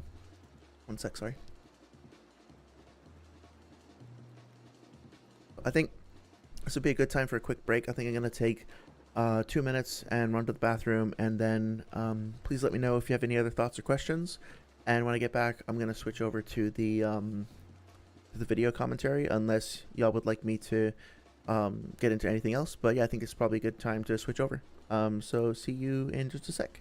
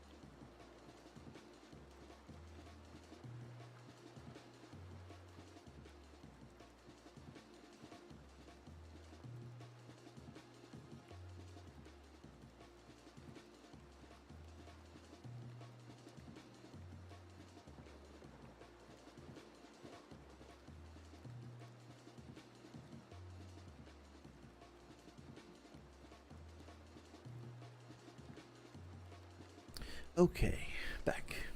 Yeah, something else I want to do at some point is I'd like to get some animated stuff for OBS for when I'm like switching between panels and stuff like that. I obviously, you know, I have the little bird guy that I think is okay for now, but it's AI generated. I would like to eventually save up and commission some art. You know, I like AI art. I think it's very interesting, and there's some people who've been doing really cool stuff like what's the name of this channel? I don't know if you guys are interested in this, so I'll keep it short, but this guy over here, Neural Viz, he has the show that he is making entirely with AI, but he's, you know, writing and scripting and designing and generating the characters and stuff, and it kind of just shows you what you can do with AI generation. I know a lot of people think that like AI basically makes stuff for you, but you can use it in genuinely really creative ways. And it's been cool to kind of see the stuff that people have been coming up with. But anyway, like my little bird is not necessarily the same degree of creativity. It's fine for now. But yeah, I'd love to work with somebody to like make some art at some point. Maybe make a little animated background. The thing that I'm using right now, I don't know if I get rid of this. This thing was also a combination of like video effects and AI generation. I tried to use DALL-E, I think it was DALL-E 2, to make a version of Amegakure, and then added like some video effects to it in CapCut to try and make it seem like it was being rained on. I think it came out okay, but it definitely doesn't feel like 100% like it came out of Naruto. It's a bit of an amalgamation of different things, so we'll see. Anyway, more stuff for the future. Kakuzu and Holiday says, yes, Hashirama is the reason why they turned bad one way or another. It's true, although I will put more of the blame on the village itself for mistreating him and shaming him, I guess. My favorite Kakuzu theory I found is him being gone for a long time and his kinjutsu, Jungu, the tentacles thing, took control of him. That's interesting. You think that he had to like fight to get control back? Because he seems to be in control at least some of the time. But yeah, like he had to, like Attack on Titan, spoilers for Attack on Titan for the next 20 seconds. 3, 2, 1, go. Like the Titans who would go like wild or whatever and wander around for however many years in the wasteland of the wilderness, and then have to like eat somebody to regain their humanity, something like that. Okay, Attack on Titan spoilers over now. Yeah, it would impact the dangerousness of a kinjutsu and might explain his downfall in humanity. I do like that idea, yeah, for sure. Like every kinjutsu, maybe not everyone, but a lot of times they will have a dark consequence or a risk or something like that, so that makes sense. And a weird body, yep. Amateur says, not sure if it's just me, but I hear the audio of the stream cut out every few seconds for about a half a second. Oh, okay. Thank you for letting me know, Amateur. Yeah, so I have something set up that's, it's supposed to, it's called a sidechain, and what it's supposed to do is make the music in the background go away when I'm talking, or specifically if I play Noodle's video over here. Let's like actually turn up. Only really scales above part 1 Kakashi. So now I'm talking over it, and the volume of the nothing makes his speed of his things should go down in the background, and now if I stop talking, Pain has numerous abilities in his arsenal. It should go back up. So let me know if that's what you heard. If that's the case, then it's intentional in that I basically want to set it up so that OBS is automatically reducing stuff in the background when I talk. But if it's not sounding good, then I want to fix that. So thank you for letting me know. I'll look into that. Like I'll rewatch the stream afterwards and see if I can figure out what's going on there. Yeah, please let me know if there's any other issues with the stream. I'm happy to try to fix them. And the QA, so to speak, is very helpful. And then Mr. Narrative says, hey bro, if you upload a lot, you could become a great YouTuber. Thank you. That's really nice of you to say. I really appreciate that. Yeah, I would like to make more content. The video that I made before on the swag debate versus Noodles, it took a very long time, and it wasn't just wait a second, I'm gonna switch away from this guy's face because this does not fit the mood of what I'm saying. This is a little bit better, I guess. But yeah, I really enjoyed making that and I'm glad I did. And also, I think I reread the entire series twice in order to like look for arguments and scans and stuff. And this is not me bragging or whatever. Like, it's just the facts. Like, if you look at the numbers of the amount of hours that I spent on the project, it was reading through the series twice. I think there was about 1,100 individual files, like scans and pictures and stuff like that. And I was working on it basically in all my free time for 3 months or so, something like that. And again, like, that's, if you've ever worked on a creative project or even just something at your work, 3 months is not really all that long. It's not like that huge of a deal. But I admit that by the time I was done with it, I was just like, I need to walk away for a second, because I let it take over my whole life, basically. And I was just, I was kind of like, I can't consistently do this to this extent, because I'm just gonna burn out, and then I'm gonna hate talking about Naruto. And so that's part of the reason why I took a long break, is just I wanted to, go read other things, go consume other manga, maybe let the dust settle a little bit and see what people had to say, see if any other arguments came up, and see if I changed my mind about anything. And now coming back and getting a chance to talk to people on stream like this has been a great way of re-engaging with it, because I feel like my goal at the end of the day is less to just have a thing up there. Like, I'm really glad that I have my previous video up there, but I also want it to be a way that I can talk to people about stuff, because I like talking about Naruto. I like Naruto a lot, so this has been really cool. I've really been appreciating all the conversation and stuff on stream. It's been amazing, seriously. But yeah, I think I do want to keep making some content. My next ideas are, I want to make a video at some point about Conan.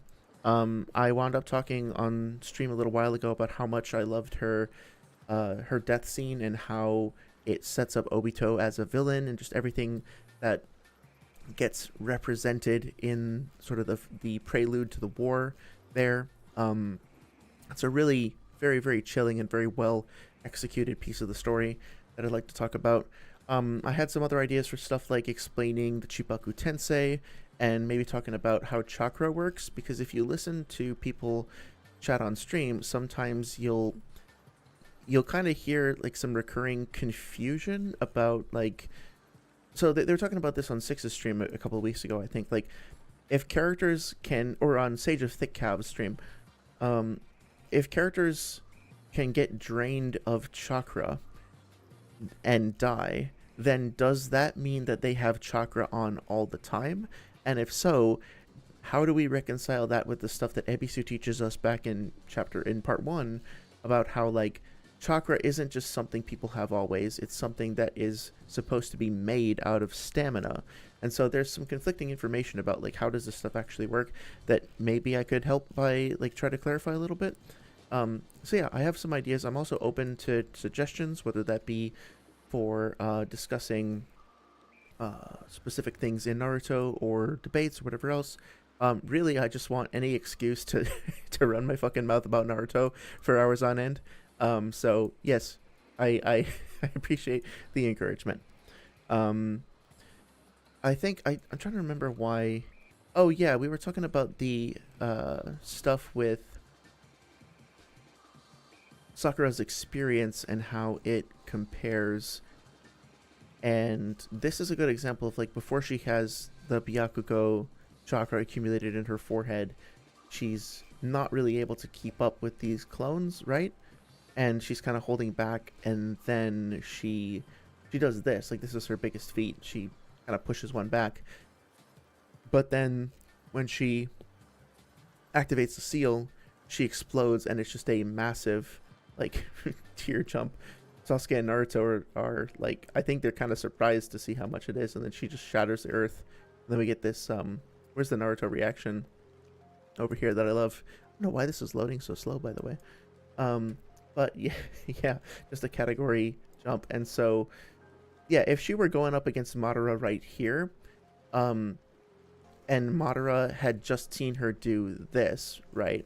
Like, and then all of a sudden she just jumped up and was that much stronger, I think she could probably damage him especially if she has whatever plot power up she gets later on by the time of the Kaguya fight, because I mean, that's vaguely similar to what happens to Guy, right? Like, he starts off in is it the 7th gate or the 8th gate when he starts fighting Madara, and he's doing okay, but then he gets that power up, and then he just starts like absolutely demolishing him with the Sekiso and nearly kills him, and would have killed him if he weren't like Sage of Six Paths empowered, or if he weren't the Ten Tails Jinchuriki or whatever else, right? So if Guy can do it, then Sakura can probably also do it, as long as she scales to him, regardless of the experience. Just because what Guy is doing in that whole sequence is not using a whole bunch of trickery and deception and wisdom and drawing from his experience pool. He's literally just going really, really fast and hitting really, really hard. So if you were to establish that Sakura can do that, then yeah, I don't think the experience is gonna that Madara has is gonna stop her from doing that. Hopefully that seems fair.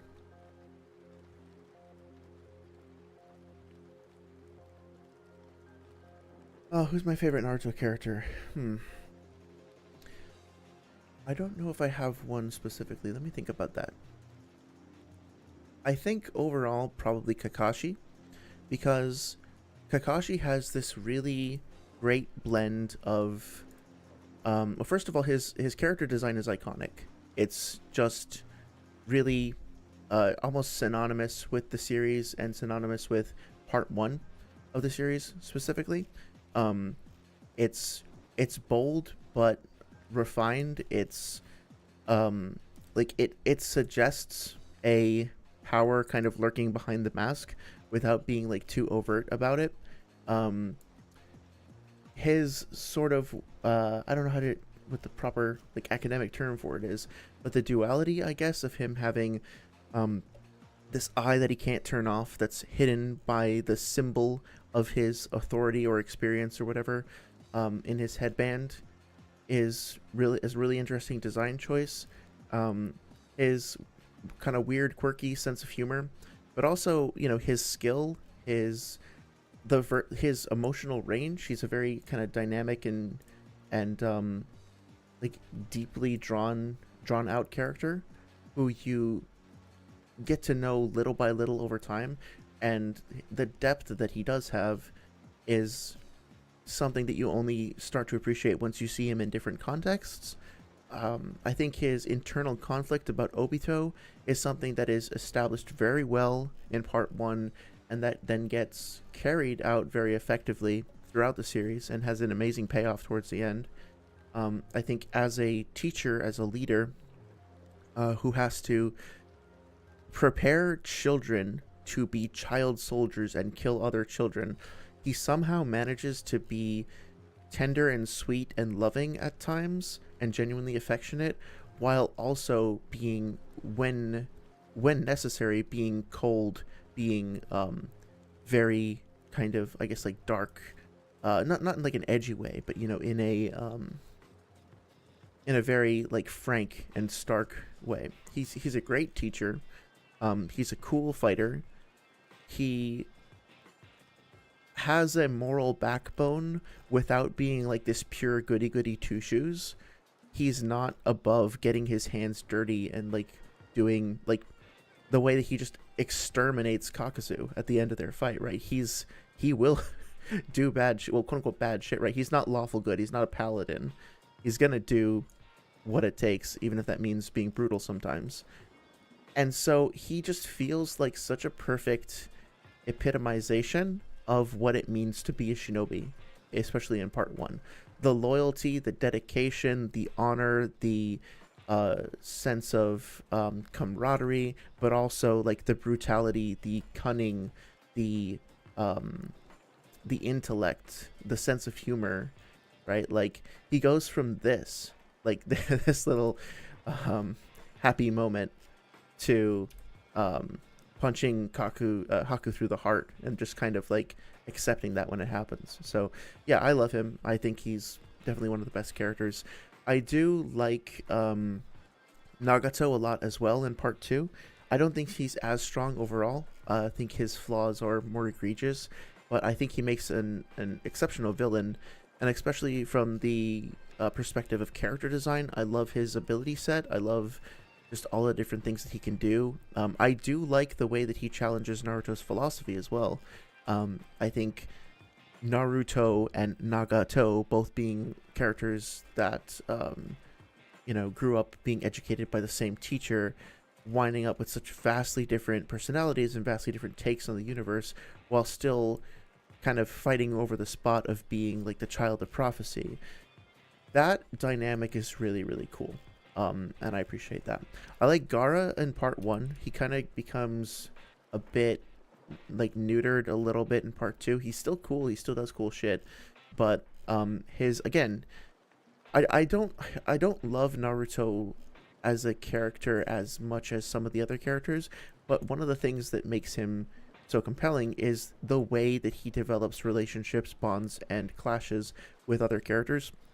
And we get to see these amazing reflections of like Naruto and Gaara, Naruto and Nagato, to a lesser extent Naruto and Obito. Obito is like a little bit less emotionally connected to him, I guess, but yeah, it's those not just characters on their own, but like how they clash, how they inform one another's perspectives and challenge one another's perspectives, that I really love. So, as a long ass answer to your question, what is your favorite character?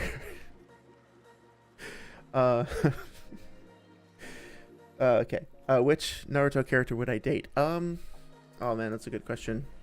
I think Kishimoto had an answer for that in the third data book, and I wish I could remember what he said. I think it might have been, this isn't probably true, but I think he said it was something like, I would date Shikamaru because he's intelligent and loyal and, easygoing.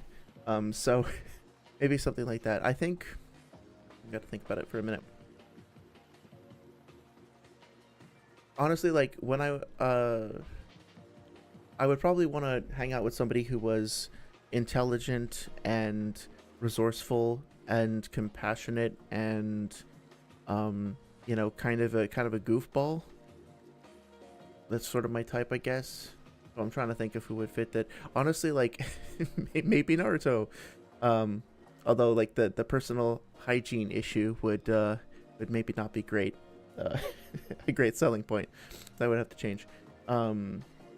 But I used to really like Anko. Like, she didn't get much screen time in part 2, but I do think she would, like, things would never get boring with her around, and she obviously is like always raring to go on an adventure. She seems to be like very, very interesting and exciting and a little terrifying, and I like that in a prospective partner. So that might work too. And who else? I don't know, like Hinata, I think is I think that the way that her character was portrayed, I think we talked about this on stream previously, she maybe didn't have as much of an opportunity to stand on her own. She felt like a little bit of an accessory to Naruto at a certain point, and I think like in my partners, I really value people who, so this is the sort of darker, more brutal side, I guess, of Kakashi, and the fact that he can go between this and then like being lighthearted and chuckling and making jokes and like reading his like porno mags is just, he's a very complete, well-rounded and diverse character, and I really appreciate that. But Hinata, I think, she also is somebody who is able to maintain a lot of tenderness and kindness while also being fiercely loyal and maintaining her conviction to her principles, and that's really cool. Like, I have a lot of admiration for people who can experience things in life that are just shitty and come out of it with more kindness and compassion and understanding, like not let it break them and not let it ruin the way that they see the world. People who are still fundamentally kind and understanding. And Hinata, while she's a little bit timid for my taste personally, I do really like that. I do really like sort of the ray of sunshine in the kind of brutal world. So yeah, I think there's a few different options. Ultimately, it all comes down to chemistry, But there are definitely some characters that I think are very admirable and very attractive in their the way that they see the world, and then the way that they treat other people based on that perspective. Hope that makes some sense. Let's see. Kakuzu and Holiday says, "You won't believe me if I tell you my fave." Well, you know what I'm gonna say. You know who I'm gonna guess. I hope that it is your namesake. But if you come out and tell me that that it's Pain, you might actually shatter my whole worldview. So you got my faith in humanity in the palm of your hands there. Oh hey. Okay, I'm gonna try to pronounce your name. Please let me know if I do a good job. Is it Loha? Loha says he said he wouldn't date any of the female characters because they're his creation. Then for males, he said Shikamaru. That's a little interesting. I suppose that's a good thing that he didn't like design characters for him to then fantasize about, because that would be a little awkward. But then yeah, in retrospect, Shikamaru just overall as a personality, he would probably make a good partner. Maybe a little lazy. You'd probably have to do more of the housework and stuff like that. Kind of difficult to get him out and go on adventures together. But you can always count on him. He's dependable. Yeah, Aloha, thank you very much for stopping by. I think you left a comment recently too on one of the previous streams, so I want to say thank you for that and appreciate you coming in, jumping in the discussion. Hope everything's going well on your end, or things going okay. Kaku, I had water in my mouth when I read that comment, and I almost had it shooting up my nose. You can't do me like that. Yeah, good job. Well, they're all really good characters. They're all very good characters. I think Killer Bee, the whole rapping thing didn't quite win me over. What the fuck? Sorry, 1 second. I've seen all these before, and yet I'm never ready for them when they sneak up on me. It's so good. Yeah. I think all those characters are great. I actually, just from a pure coolness / badassery standpoint, I really like Kisame. I don't have a good reason for it. I don't think he's all that interesting or whatever. I don't know if he's, like, how high he scales in power. Doesn't really matter. I just think he's really fucking cool. He's got a cool fucking sword. The sword has fucking shark teeth in it, and the shark teeth like rip away at people, and then it turns into a cool fucking shark, and he can like shoot a big fucking shark and then lots of little ones, and he's a cool shark guy, and I think that's really cool. So I like him a lot too, for different reasons. Yeah, Killer Bee was a fresh air. Yeah. It's true. Like he again has like part of Kakashi's appeal is his ability to have those moments of levity and the rays of sunshine and all that stuff. And excuse me. And Killer Bee is just like that, right? His commitment to his positivity. He can be a killer. We see him as a child kill other people with a double lariat, and not just like stab them with a sword in an elegant or refined way. He teams up with his brother and rips people's heads off when he needs to. But at the same time, he like won't hold a grudge against people who try to kill him. He'll just hang out with you and chill, even if you were previously enemies. I don't know why Kishimoto felt the need to make so many of the mentor type characters also like a little bit sexually deviant. Like, not that I'm saying that you can't read a dirty magazine if you're an adult, like I'm not like a prude about that or anything, but it is a little odd that we go from Ebisu to Jiraiya, and then we have like Kakashi with this kind of interesting habit of his reading the books in the middle of combat or in the middle of training, and then we go to Killer Bee, and honestly his checking people out when they're corpses thing is maybe the weirdest in the bunch. And it's like, is this something that's relevant to like a Japanese media trope or something that I'm just not familiar with? Like, I guess they never did it in Naruto, but back in Dragon Ball, characters would, if they saw situations that were like titillating or whatever, characters would shoot blood out of their nose or get nosebleeds. And actually, there is, I think the first time we see Jiraiya, he says something like, yeah, Ebisu is a perv, but I'm a super perv, and then you see like some blood coming out of his nose. That's just like a visual trope that doesn't really occur in Western comics as much, right? It's kind of like a Japanese media thing. So I wonder if there's something like that about like the sage who is wise and strong and well learned and stuff, but also he's kind of like a kind of a pervert. If that's just like a, you know, kind of a staple of either mythology or like a cultural trope or something like that, and maybe I just don't have the context for it. It's possible. Okay, catching up on some comments. Kisame was more loyal in the Akatsuki than Pain. I always found that funny. Well, I think that, yeah, his loyalty was definitely something that was surprising and a really cool aspect of his character. I think he got an amazing death. I think he got a more satisfying and fulfilling death than Kakuzu did. Hedon's was satisfying because like we'd all kind of grown to hate him, at least as a villain. Like not hate him in terms of him being a bad character, but just like, grr, like I really want to see that guy go down, like that kind of thing, right? By that point in the series, and so his death was satisfying. But Datara's, right, and Sasori's had these like emotional arcs to them and were a bit more depth. Kakuzu just kind of got executed, and it felt kind of cold compared to what happened to everybody else. And maybe that's fitting for him in a way, because, you know, he's a samurai and then a bounty hunter, and he's not really driven by ideology as much as he's driven by the rules and the code and, you know, adherence to the mission. So I guess it makes sense that his death would be a little bit more like what's the word for it? Not tactical, but like calculated, I guess, cold and calculating, something like that. But yeah, it is kind of cool when we can see characters have more of an emotional arc that comes along with their death. And man, Kisame, I wouldn't have expected that, but it was a nice way of kind of rounding out his character. As for Pain, I feel like Pain was always loyal to his ideology first and foremost. And when he, Conan, and Yahiko founded the Akatsuki in the first place, it was to support that ideology and to change the world for the better. He was never, like, I think he said, no, that I'm thinking of Obito, never mind. I don't think he really ever regarded Obito as a comrade per se.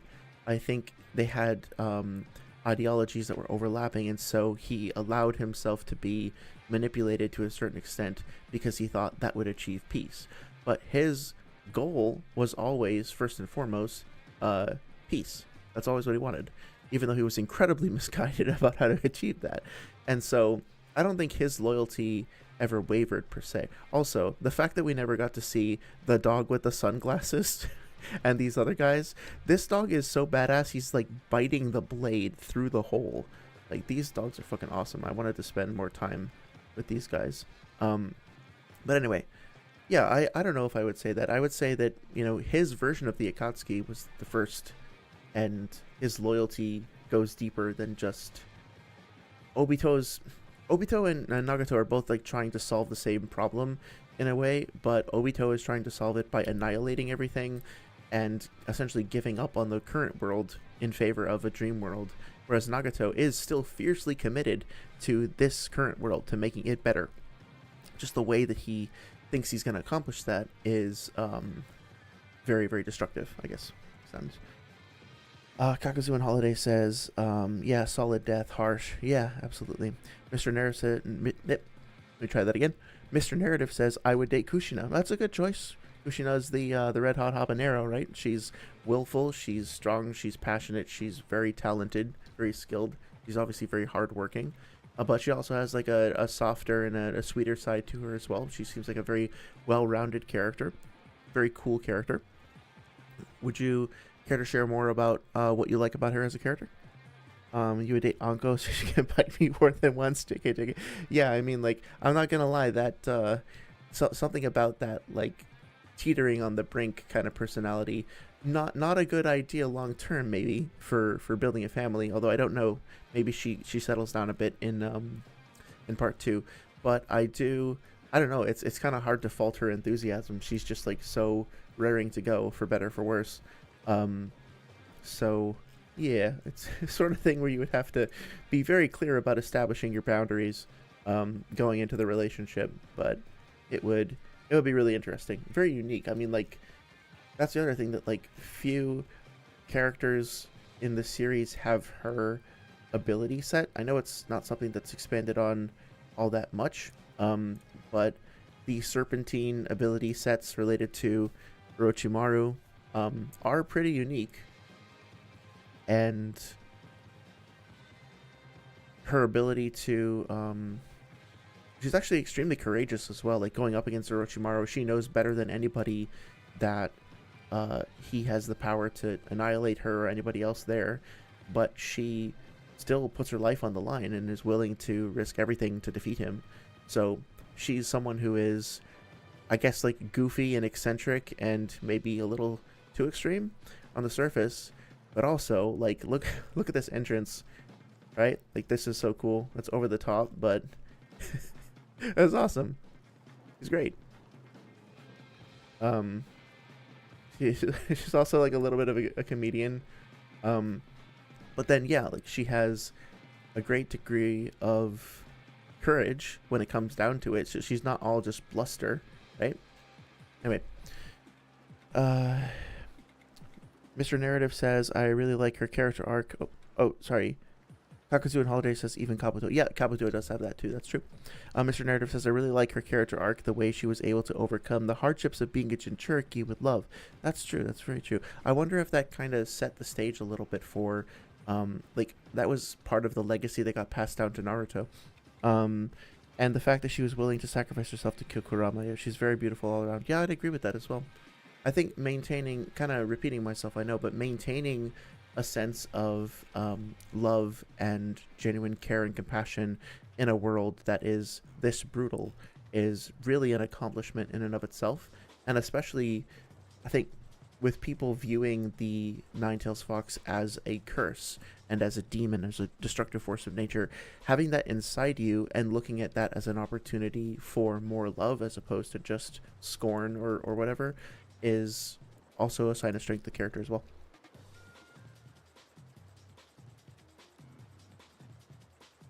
Okay.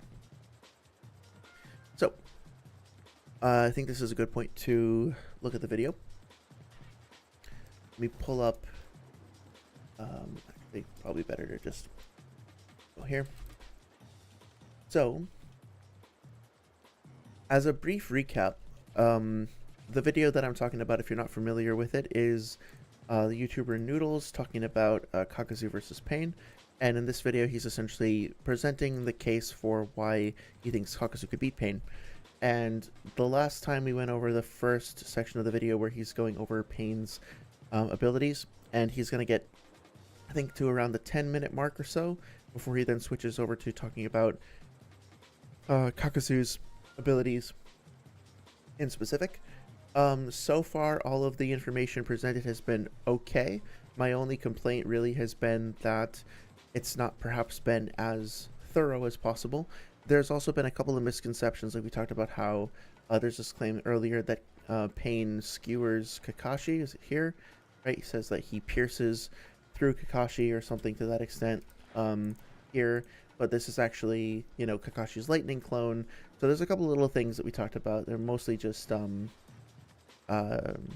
wouldn't say nitpicking. That seems a little too harsh. I think it's more just fact checking or something like that. We're just, like, noticing a couple of inconsistencies that we're trying to clear up. So if y'all have any questions or want me to clarify anything like that, let me know. Otherwise, I'm just going to jump in and see if we can pick up where we left off. And yeah, keep going. So even more piercing power than the Shinra Tensei or Almighty Push. That was they will lose. I think it was somewhere around here. So let's go at 4-minute more mark. Ability to deal with the Biju and Jinchuriki. This would at least scale to the Chibaku Tensei, since it is his most powerful jutsu. Yeah, I think we talked before about, like, the Chibaku Tensei is really powerful, but potentially it's best to be used on, like, large-scale targets like the Biju, and that potentially characters who are fast enough and who can output enough force to evade the gravity pull might be able to just get away from it. So, long story short, my personal opinion is that the Chibaku Tensei should really be used as a trump card against large targets or targets that are already pretty fatigued. I think if Pain opens up the fight with the Chibaku Tensei, he's going to be putting himself at a significant disadvantage, and it's going to be very risky. So he kind of has to set things up beforehand to guarantee success. Otherwise, he's leaving himself wide open, and there's no guarantee that he'll be able to just catch people if they're fast enough to get out of the way. Which was even somewhat contained in Eight Tails Naruto. There are a few other feats of Pain shown, such as Tendo Pain destroying a Rasen Shuriken with the Shenron Tensei, but I have an issue with this that I'll explain later. So I think he's going to talk about the Rasen Shuriken having the concept of durability, and so I see the problem with that.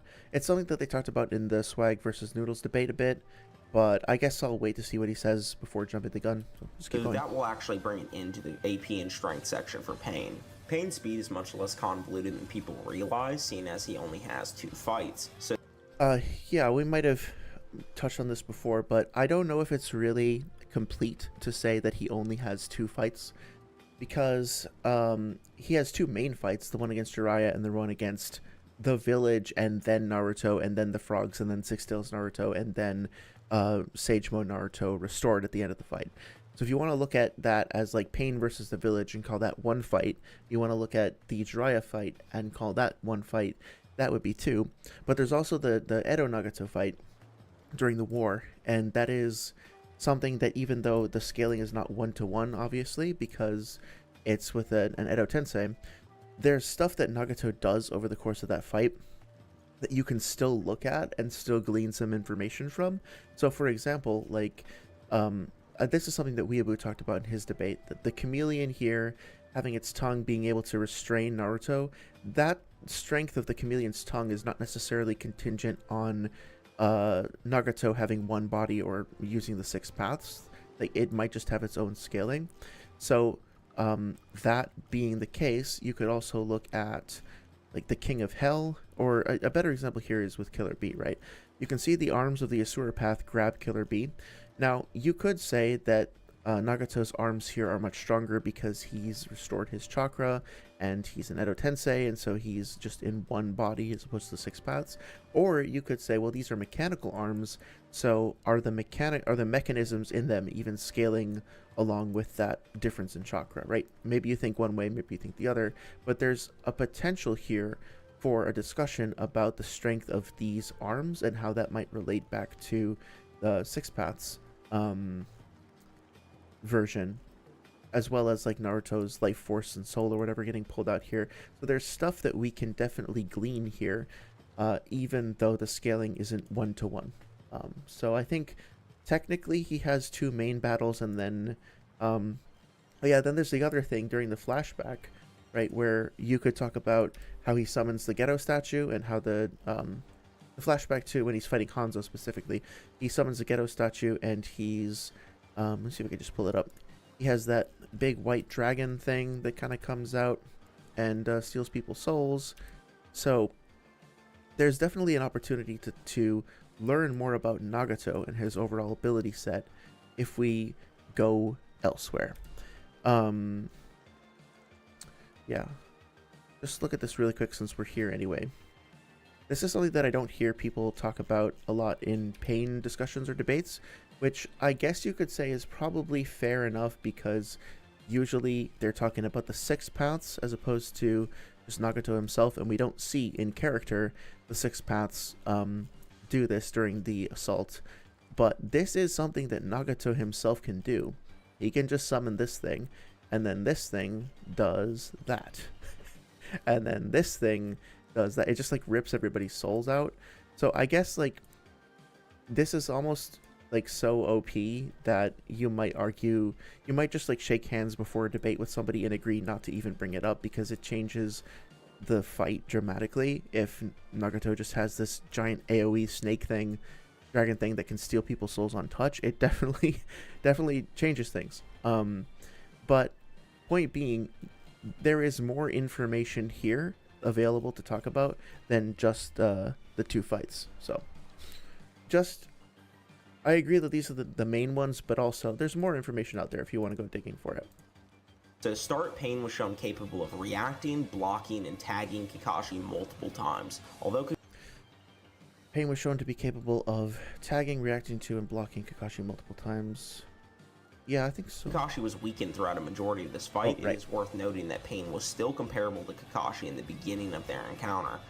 Okay, so I remember there was something about that sounded a little weird to me the first time, so let me replay that. Blocking and tags P and strength section for Pain. Pain's speed is much less convoluted than people realize, seeing as he only has 2 fights. So to start, Pain was shown capable of reacting, blocking, and tagging Kakashi multiple times. Although Kakashi was weakened throughout a majority of this fight, it is worth noting that Pain was still comparable to Kakashi in the beginning of their encounter. So I think we talked about this last time, maybe, so I won't get into too much detail, but I think what Noodles is referring to there is this idea that Kakashi is weak when he fights Pain because he uses his lightning clone, and the lightning clone has a statement about it that the Kakashi says, "I've used my lightning clone, therefore I'm at below 50% chakra," and because he's below 50% chakra, then that means he's weakened. So we talked about whether or not being at below 50% chakra actually makes you weak. TLDR, I don't think it necessarily slows your movement speed or reaction speed or anything like that. I think unless a character is noticeably, like, dramatically slower, there's not necessarily any proof of that. It's more just that they have a smaller stamina pool to draw from, and so if they're amping their strikes and they're amping their movement speed and stuff with chakra, then yeah, they're not going to be able to do it for as long, and the maximum amount that they can do it at might be attenuated, but they are not necessarily slowing down like proportionally to the amount of chakra that they lose. It's not like they're only at max for the first few seconds of a fight, and then the more chakra they burn, the slower and slower and slower they get. I think there's a big cliff where characters will become exhausted once they fall below a critical threshold. But until then, they can still use chakra to amp their movements and stuff like that. So I don't think he's weakened. What Noodles had said was that Kakashi was weakened for most of the fight, or for a majority of the fight. I'll go back and replay that to be sure. But this is the start of the fight.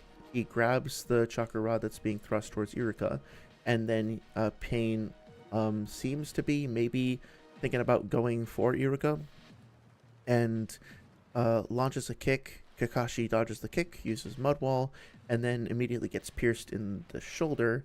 He uses Raikiri on Pain, and Pain dodges it, right? So this all happens at the very beginning of the fight.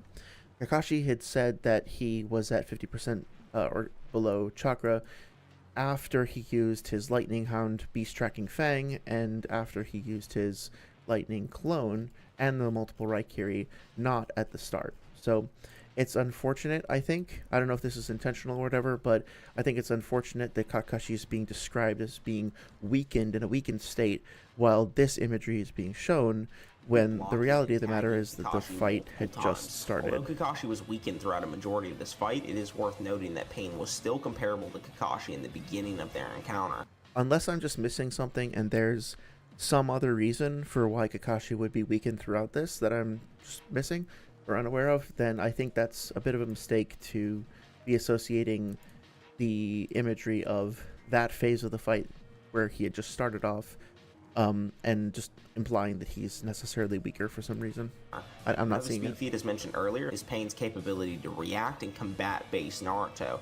And he was even able to block a Sage Mode kick from Naruto as well. Yep. The Sage Mode feat is impressive because it potentially means that Pain scales the War Arc Sage Naruto, which is stated and shown to be faster in combat speed than KCM Naruto. Sorry for the stutter there. Yeah, I think we might have talked about this on stream too. I think I'm still catching up. The short version of my response to this was basically that Naruto undergoes training between Sage Mode and achieving before the Pain fight, then learning how to use Sage Mode, and then getting into the war and achieving KCM. So he overall as a fighter is stronger and like has better chakra control and is just more capable and more experienced and all that. And so when he goes into Sage Mode here, it's not equivalent to when he goes into Sage Mode back in the earlier fight. It's not necessarily like Super Saiyan 1 versus Super Saiyan 2 where there's like these slots of power that he unlocks, and then every time he goes into Sage Mode, he's always the same power. He as a fighter, as a person, gets stronger over time, and then when he activates Sage Mode, it's like his stronger base plus the incorporation of Senjutsu chakra means that his Sage mode is also going to be stronger then too. So just pointing out that it's not necessarily safe to assume that we can use all these things interchangeably, because they do change based on the context. This means that pain scales to both base Naruto and Kakashi for sure, and potentially even Sage mode or KCM Naruto. Yeah, I disagree with the, yeah, I think what I said last time was I might agree with that statement, but not for the reasons that he's saying. He also has some feats of being relative or faster than Jiraiya, but unfortunately for Jiraiya, he has a pretty severe lack of speed scaling, only really placing him in tiers relative to Orochimaru in Part 1, who again only really scales above Part 1 Kakashi. Sorry Jiraiya fans, but as it stands, nothing makes his speed impressive. Yeah, so this is the reason for the title of this video. So, this is strange to me for a couple of reasons. The first one is that if I heard this correctly, let me go back and play it just to be sure. But unfortunately for Jiraiya, he has a pretty severe lack of speed scaling. Jiraiya has a severe lack of speed really scaling. Placing him in tiers relative to Orochimaru in Part 1, who again only really scales above Part 1 Kakashi. So he's saying that Jiraiya scales to, Jiraiya's not that impressive in terms of his speed. If I'm understanding the argument correctly, I'm going to try to paraphrase it. Jiraiya is not that impressive in speed because he only scales to Part 1 Orochimaru, and Part 1 Orochimaru only scales to, I'm guessing Part 1 Kakashi is what he meant. He just says Kakashi. And what's weird about that is that he doesn't seem to be taking Sage mode into account. Sage mode obviously is a significant boost in speed over his base, and so Part 1 Jiraiya scales to Part 1 Orochimaru. That is true, like Jiraiya and Orochimaru are demonstrated to be relative at multiple points in the series, but we don't see him enter Sage mode in those instances. So unless there's some implication that he used Sage mode versus Orochimaru off screen somewhere somehow, and that established a relativity, which I've not seen, then he's leaving out the improvement in speed and combat potential that Jiraiya gets from being in Sage mode. So that to me seems like, I guess, a little incomplete at best. I also don't know, like, I don't follow the chain of logic of comparing, like, Jiraiya to Part 1 Orochimaru as that being an anti-feat or whatever, because saying that somebody scales to Part 1 Orochimaru when he is probably the strongest character apart from Itachi, maybe Hiruzen, and then obviously, like, they mentioned Madara and Hashirama and stuff like that, but and Prime Hashirama, but Orochimaru is definitely one of the strongest characters in Part 1 that we see at the time, and so scaling to him is not unimpressive. It's not a bad thing, and especially if Jiraiya scales above him in speed, that's not a bad thing either. And then also scaling to Kakashi in speed doesn't strike me as a bad thing either, because Kakashi's really fast and really competent. So I don't understand why scaling to some of the highest tier characters, at least in Part 1, is a bad thing. And Kakashi scales well in Part 2 as well. So I think it is true, though, that Kakashi regards Jiraiya as his superior. I need to actually look up the exact quote. I forget where it's from, but there's a couple of conversations where Kakashi is talking to Jiraiya and is, like, very deferential and very formal in the way that he speaks. And it seems to imply that he thinks that Jiraiya is better than him. So I think Jiraiya scales above him, especially in Sage mode. So all of this is just kind of odd to me. The thing that is also odd is that I believe, feel free to fact check me on this as well, but I believe that Noodles has a video about Jiraiya specifically, and I think you guys should go check it out, and you should hear him out and hear his perspective. Yeah, it's this one over here, Jiraiya's true strength revealed. And if I remember correctly, in this video he starts off by saying that Jiraiya is one of his favorite characters ever. Now granted, this is a more recent video than this, so maybe he's changed his position, benefit of the doubt, and all that. But it's really weird to hear him say this. Sorry Jiraiya fans, but as it stands, nothing makes his speed impressive. Like, sorry Jiraiya fans? I'd be curious how you guys feel about that, because to me, I could be reading too much into this, to me that sounds like a little smarmy, it sounds like a little rude, and when you keep in mind that, like, during the debate, I'm pretty sure he and Swag at a couple of instances said Jiraiya is ass, Jiraiya is garbage, Jiraiya is terrible. They threw out comments like that, and it's really weird to like describe a character that you have great affection for, that is one of your favorite characters in media in general, and just throw out comments like that, like they're ass, they're garbage, they're trash, right? One of my favorite characters in all of media is what's his name? Why am I blanking? Oh, Iroh from Avatar: The Last Airbender. Now, he is nowhere near the strongest, especially later in the series. He's competent. He's kind of comparable to Jiraiya in some regards, right? Because he's this old sage character who has, like, sort of an old wise mentor character who has a lot of previous combat experience and had his glory days in the past. And he does scale very high, but not all the way into, like, the top tier of the series. But I would never describe him, like if I'm talking about a matchup between him and like Avatar State Aang or Iroh or whatever, or Ozai, I would never describe him as being like, oh yeah, Iroh as a character, he's just trash, he's garbage, he sucks. Sorry, Iroh fans, he's garbage. It's just really, really weird. You can say that he's not top tier in combat strength without describing him that way. I know, that's not like, you know, a debate point per se. It just struck me as very odd when I was listening to it, and so I'm curious if anybody else had that reaction as well.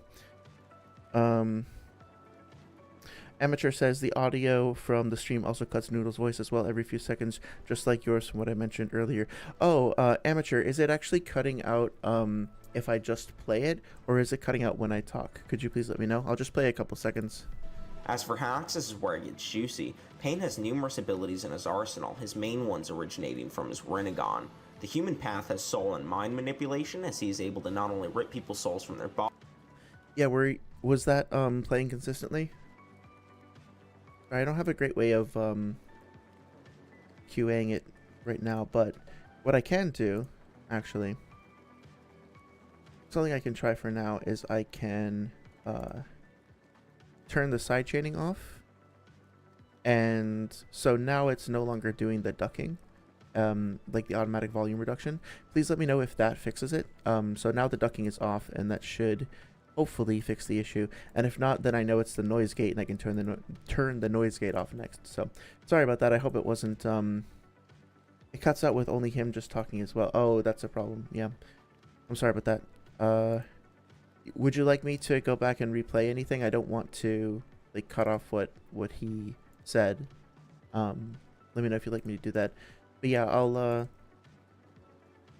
I have the compressor off now, so hopefully I'll just play a little snippet and let me know if it still sounds bad. Combat speed than KCM Naruto. This means that Pain scales to both base Naruto and Kakashi for sure, and potentially even Sage Mode or KCM Naruto. He also has some feats of... Okay, so hopefully that fixed it. But yeah, thank you. Please do let me know if anything else like that comes up. I really appreciate knowing about it, because obviously I want you guys to be able to hear everything. Okay, so, oh yeah, Iroh the Great. Oh wait, one second. Yeah, different stream.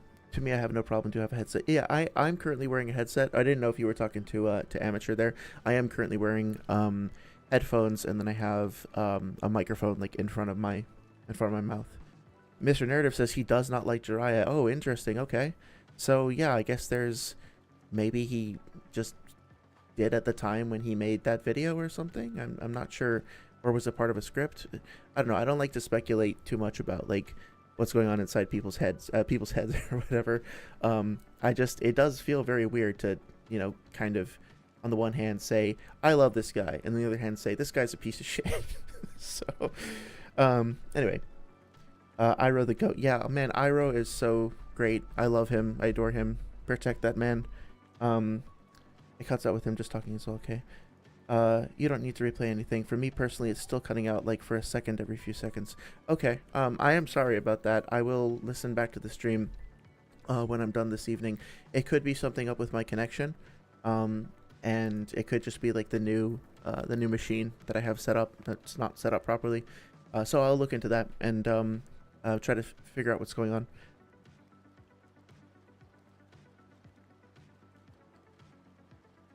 Okay, yeah, and like to reiterate it, like hopefully you guys can see. Looks like you can see the time code on stream and anything. If you want to go back and if I wind up talking over anything or, you know, cutting anything out. It's all there for you.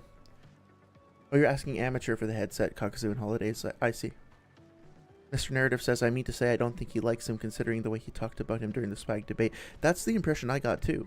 I was honestly really surprised to hear him say that he liked him so much, because I feel like anytime he was ever brought up in the debates that I've heard, like, people just kind of seem to dislike him and disregard his power. So I was confused by that.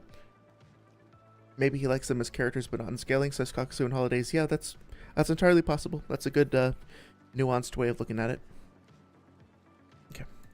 Being relative or faster than Jiraiya, but unfortunately for Jiraiya, he has a pretty severe lack of speed scaling, only really placing him in tiers relative to... 1 second, I'm going to actually just lower the... Since it's not being automatically lowered anymore, I'm going to bring the music down just a little bit.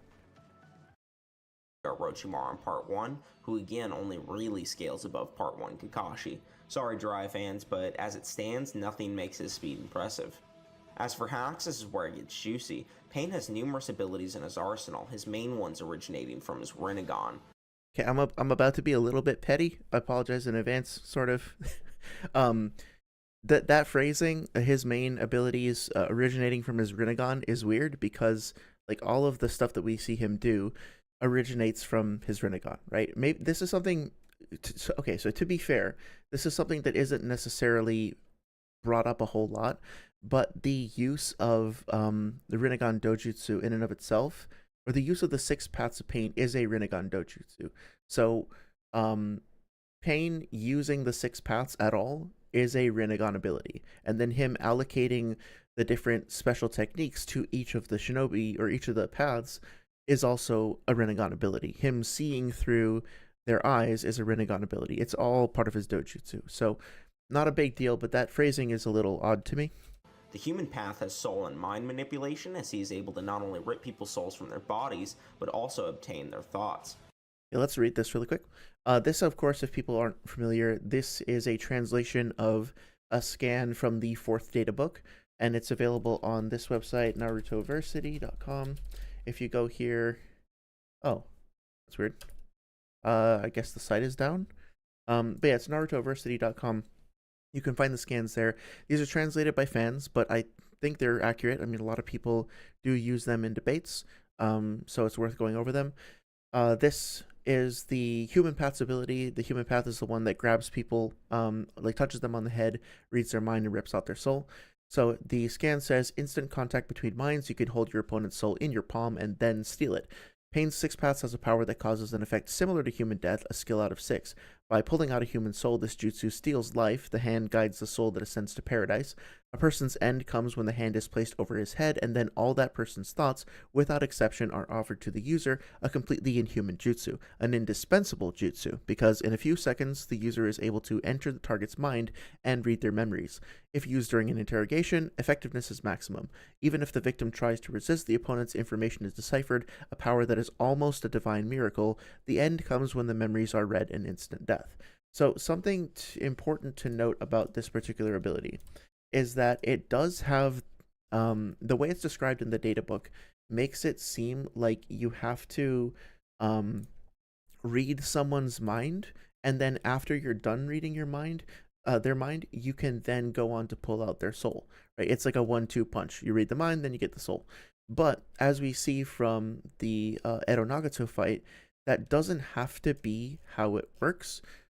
It doesn't require that you read the person's mind beforehand, and it also doesn't necessarily require that you touch their head, because over here, when Nagato grabs Naruto and starts pulling out his soul, he says Ningendo. Ningendo is the human path, and he's using the human path's ability to extract his soul right here.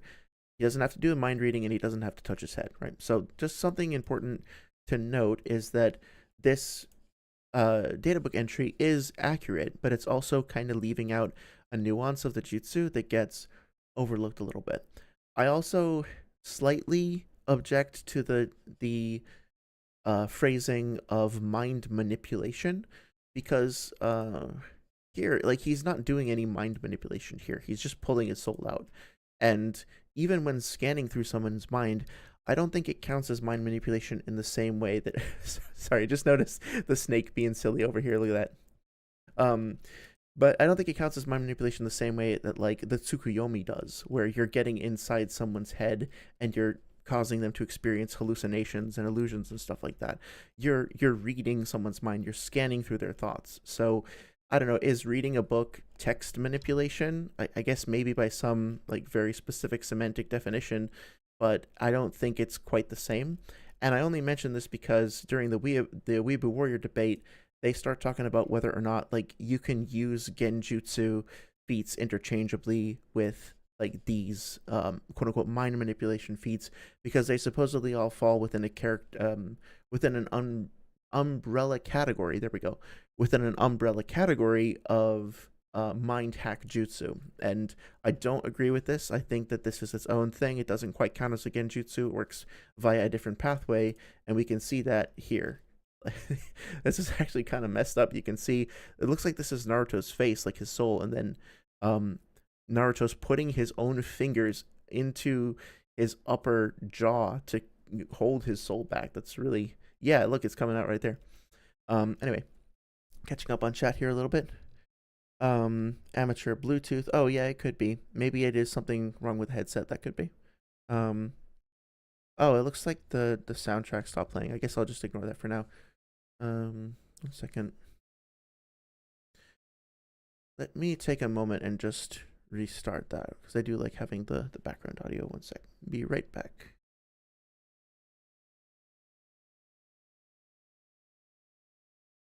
Test.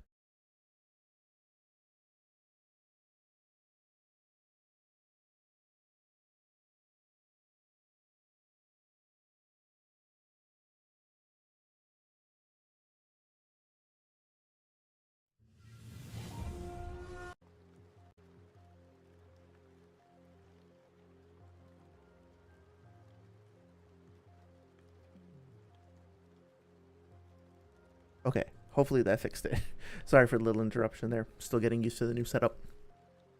Okay, so catching up on comments a little bit more. Mr. Narrative, what do you mean in Cooks and Holidays? Oh, you guys are talking about the sound of the stream. Okay, yep. Yeah, thank you. I appreciate you guys trying to help each other out there. Wish I knew what was causing it off the top of my head. I'll give it some thought. The Naraka path can summon the King of Hell, and with this he can heal and resummon the other paths of Pain. The King of Hell can also be used for interrogation, as shown when Pain uses it to grab a hold of a victim's tongue. Can also... Okay, let's read this real quick. An unforgiving act of manipulating life and death by bringing the King of Hell. The soul of a living being is pulled out to be eaten. This Hijutsu brings the King of Hell. The soul is then devoured to end the weights of life. The force is brought out the instant the user touches someone. It is impossible to resist. Once grabbed, the person has only death ahead of them. In order to judge the authenticity of the answers provided to the interrogator, the gift of a peaceful death awaits those who tell lies. Due to the power of 6 paths, the user has authority over the god who governs life and death.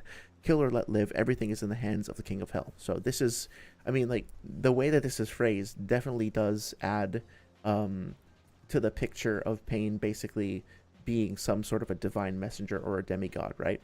I love the way that this is worded. This jutsu in and of itself, I guess what's kind of funny is they don't actually talk much about the resurrective power of it, right? They're specifically talking about the interrogation.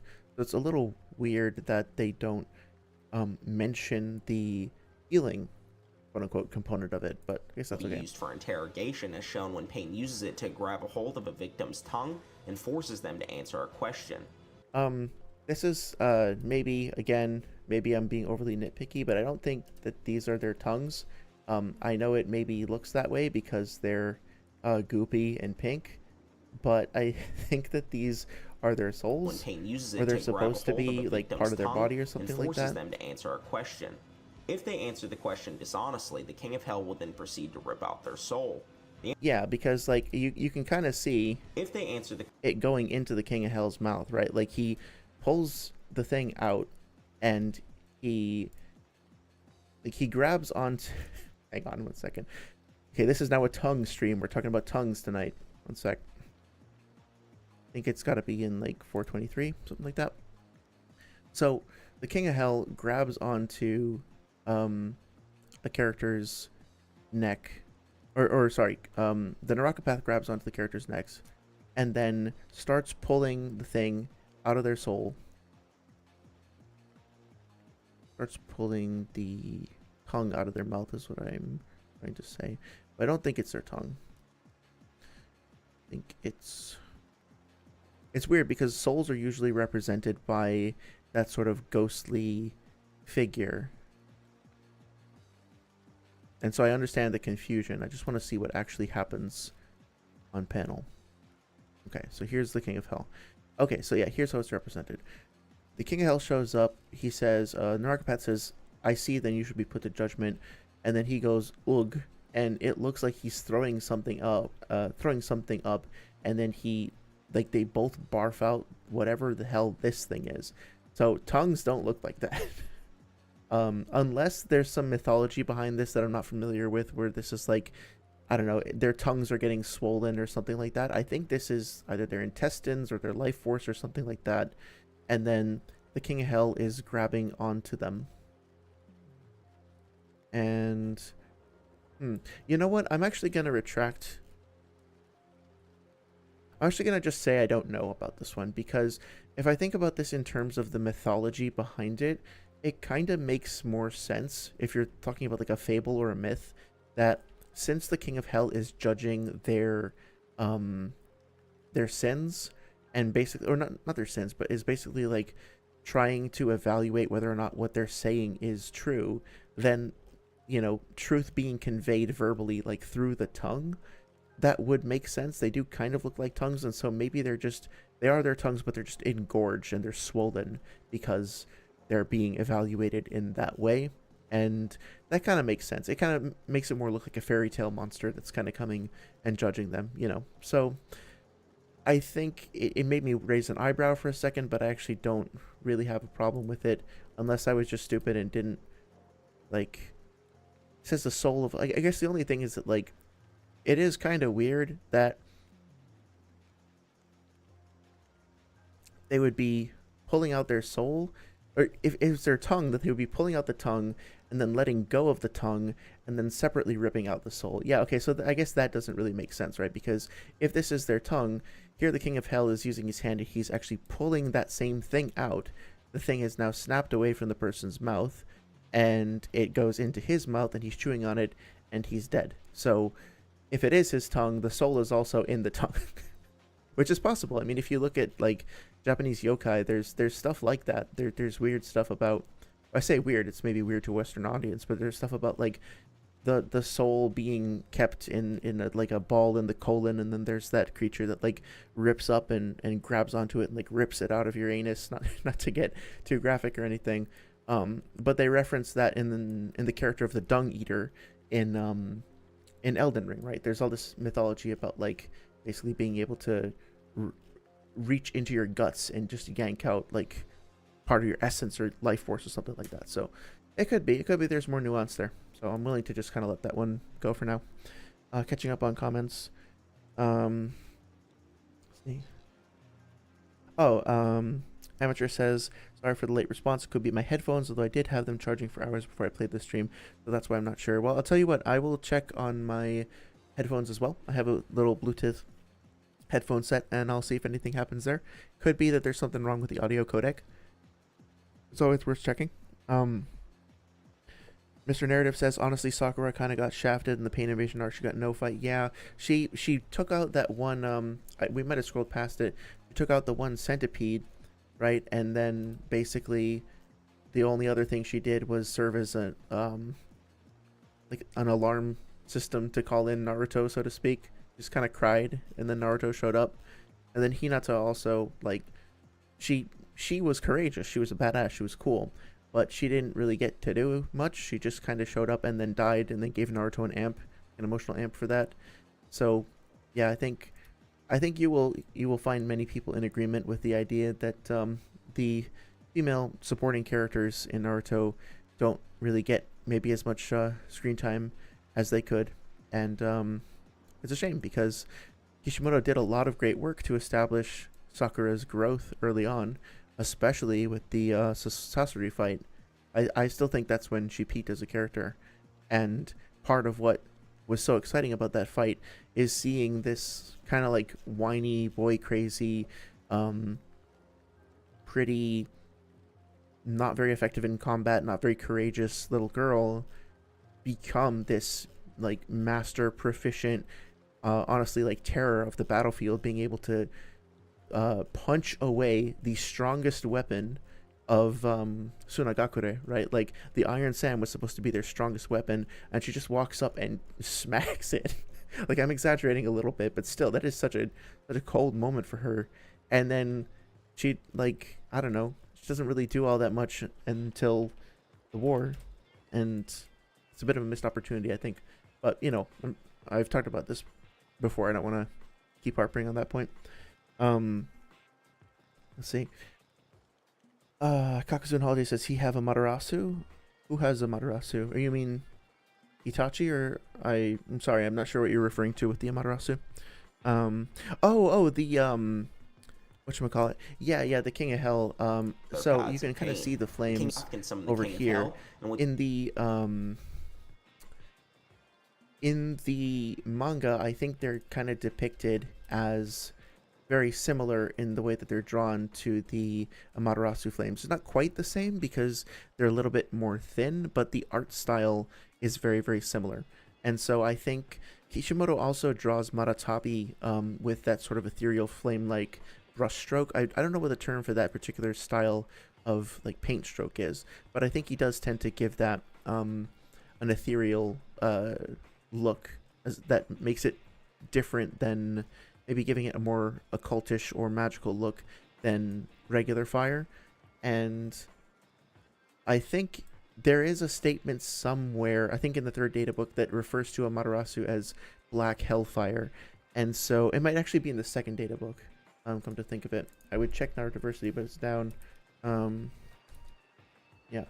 But anyway, so the idea that the Amaterasu might actually be generating the same sort of thing as this makes sense, although it is weird then that we don't see the fire spread or catching onto anybody else or anything. So I think it's maybe up for interpretation, but yeah, it is a good point to notice that Kishimoto applies different artistic filters, so to speak, given to kind of convey different things about even stuff like fire.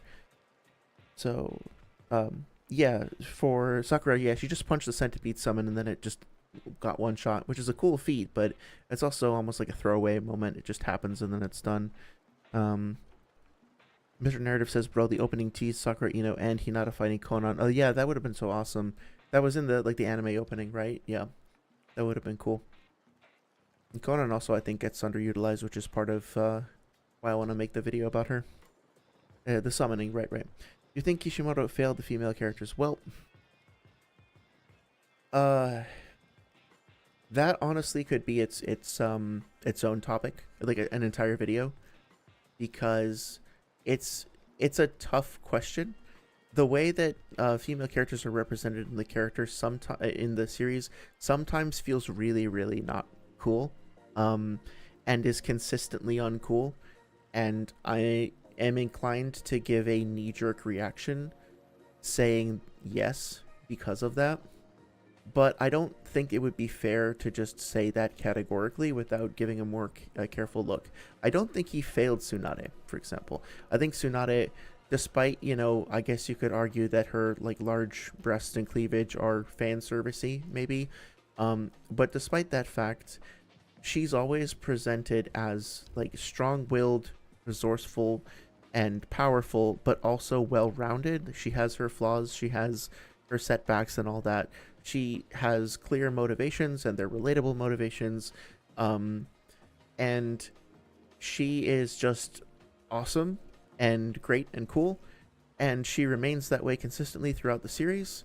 I think that maybe the depth of her struggling with her like accepting the role of becoming Hokage, I think the depth and complexity that kind of went into those moments for her as a character are perhaps less, we see maybe less of that going into the later parts of the series. Like once she becomes Hokage, that's her major character arc and growth that's done, right? But in terms of like her combat potential, she still does really cool stuff during the war. She's very courageous. She's very, you know, just incredible pain endurance and durability and regeneration. And she just like, she gets cut in half by a giant fucking like tree or root or whatever it is, and just like survives and keeps going. And I don't know, I think she's done really well. But there are a lot of other characters that aren't. So let's talk about a couple of them. Kurenai, for example, does basically nothing. We don't really see or hear from her much at all. Temari has an awesome couple of moments in part 1. Doesn't really do much in part 2. She gets to lead a battalion. That's okay. That's cool. Doesn't really do much. Naruto has to come save her. I'm struggling to think of other characters that do really well. Sakura, I don't think she had a great arc after the Sasori fight. Hinata, her whole thing is like, I want to be strong and cool and tough enough to hang out with Naruto and stand alongside him, which is fine. But again, like, Naruto is the primary motivating force there, and she doesn't change that much or do that much cool shit as a person herself. Ino actually gets done pretty well. Like, she matures a lot. She synergizes better with her team, and I think that she becomes a perfectly acceptable soldier and is effective in that regard. But I can't really even tell you much about her, because in terms of her personality, it's like she wanted to be with Sasuke and then got over that and got good at being a soldier. Like, I can't even think of anything else to say about her. Maybe I'm being unfair, but I'm genuinely trying to, and I just can't. So and then when we get to stuff like Karin, and I'm like, Karin is just embarrassing. Like, if you like Karin as a character, that's totally fine. She does have some, like, she is cool. Like, she's smart. I like her aesthetic design. But her role in the character as just another person to just fawn over Sasuke and just, like, fall head over heels and, like, endure all of his abuse. And just for no fucking reason other than he's cute and cool, I guess. Just continue to have her whole personality revolve around him. We already have multiple characters who are doing that exact same thing. So, I don't know. There is no female character in the series to me, apart from maybe Tsunade, that really stands shoulder to shoulder with the male leads. There's no female characters to me that are as strong and compelling and impactful as Nagato and Obito and Madara and Jiraiya and Kakashi, certainly, or Naruto and Sasuke, and Gaara even. And, like, I can't think of any. So, did he outright fail all of the female characters? No. Like, some of them definitely got good arcs. Some of them had compelling ends. Some of them did just fine, and it's also okay to have some that are just mediocre. That's fine too. Some of them didn't go anywhere. Some of them just got dropped, and then a lot of them got used as props, and it is kind of unfortunate, I think. That's another one, Anko. Like, I adored Anko in the first part of the series, and then what happens? She gets, like, strangled and kept as a prisoner. Wow, cool. Tenten, she didn't get a whole lot of spotlight in part 1. She's still kind of interesting. She had that fight against, the clone of Kisame. She gets a fan, and she uses the fan to kill Kakuzu's hearts, and then she almost passes out. And then what? Like, what does that say about her character? So, yeah, yes and no. I think it's a little unfair to just say that categorically, but I'm definitely not, like, thrilled about it. I'm definitely not champing at the bit to see more like female characterization in the series. And then when you get to stuff like Karin, it's just like, can you stop, please? This is getting uncomfortable. Kakuzu Holiday says, I have to go. Thank you for the stream. It's always just very nice and chill. Yeah, absolutely, man. I really appreciate you stopping by, especially since it's super late, I know. I hope everything goes well and hope everything's okay at work, and good luck with the project. Let me know if I can be of help in terms of talking about the editing software, audio software, any of that stuff. I'm more than happy to help. But good luck with everything. Mr. Narrative says, I'd argue that the average female Naruto is better than the average guy. Interesting, okay. Mr. Narrative also says, we should make a tier list of all the best Naruto characters. I'd be down for that. Yeah. I'd be curious to hear your arguments about why you think the girls are better than the guys. I obviously have pretty strong opinions about it, but I could be swayed. I'd be curious to hear, like, contrasting opinions on that. There are female characters that are cool and compelling, and also when they have their amazing moments, it's unfortunate to me that then consistently they don't go the way that I would want them to, and then they get replaced by others that are not so great. So as one example, Sakura fighting Sasori, fucking amazing. I love that fight. I love the development for her as a character and everything that she faces and all of the skills and resourcefulness that she demonstrates in that fight. And then, you know, she has some cool moments in the war, but I think she kind of peaks out there. And if you compare that to Shizune, is another character from around like this part in the series, Shizune is actually somebody who doesn't get a lot of screen time, but I don't feel like she was failed at all. I feel like she gets relegated to the background a little bit, but she is one of the people who helps deduce how the chakra rods work, and then in the war she helps like cure and save a whole lot of people. So her power level and relevance and character are established well in part 1, and then although she's not as prominent of a character, she still remains a viable, like she doesn't lose anything. She doesn't get failed. You know, she doesn't get dropped. She just is not quite as prevalent. But if you think about somebody like Hinata, she peaks in part 1, or she has a peak anyway in part 1 when she fights Neji, and then to me that's kind of her coolest moment. That should have been the first in a series of growth for her as a character, a series of evolutions for her as a character. She doesn't, apart from like being courageous, which she does do, she doesn't really change. She doesn't really develop all that much beyond that. So I don't know, it could have done a lot more. Is that a failure? I don't know. I don't think so, but it's also not ideal. With this, he can heal and resummon the other paths of pain. The King of Hell can also be used for interrogation, as shown when Pain uses it to grab a hold of a victim's tongue and forces them to answer a question. If they answer the question dishonestly, the King of Hell will then proceed to rip out their soul. The animal path is pretty self-explanatory, as it is able to summon massive creatures to fight their opponents. These creatures also share the Rinnegan vision of the other paths of pain, and can even have their own unique abilities, like the chameleon that can go invisible, or the dog that can duplicate itself whenever it is damaged.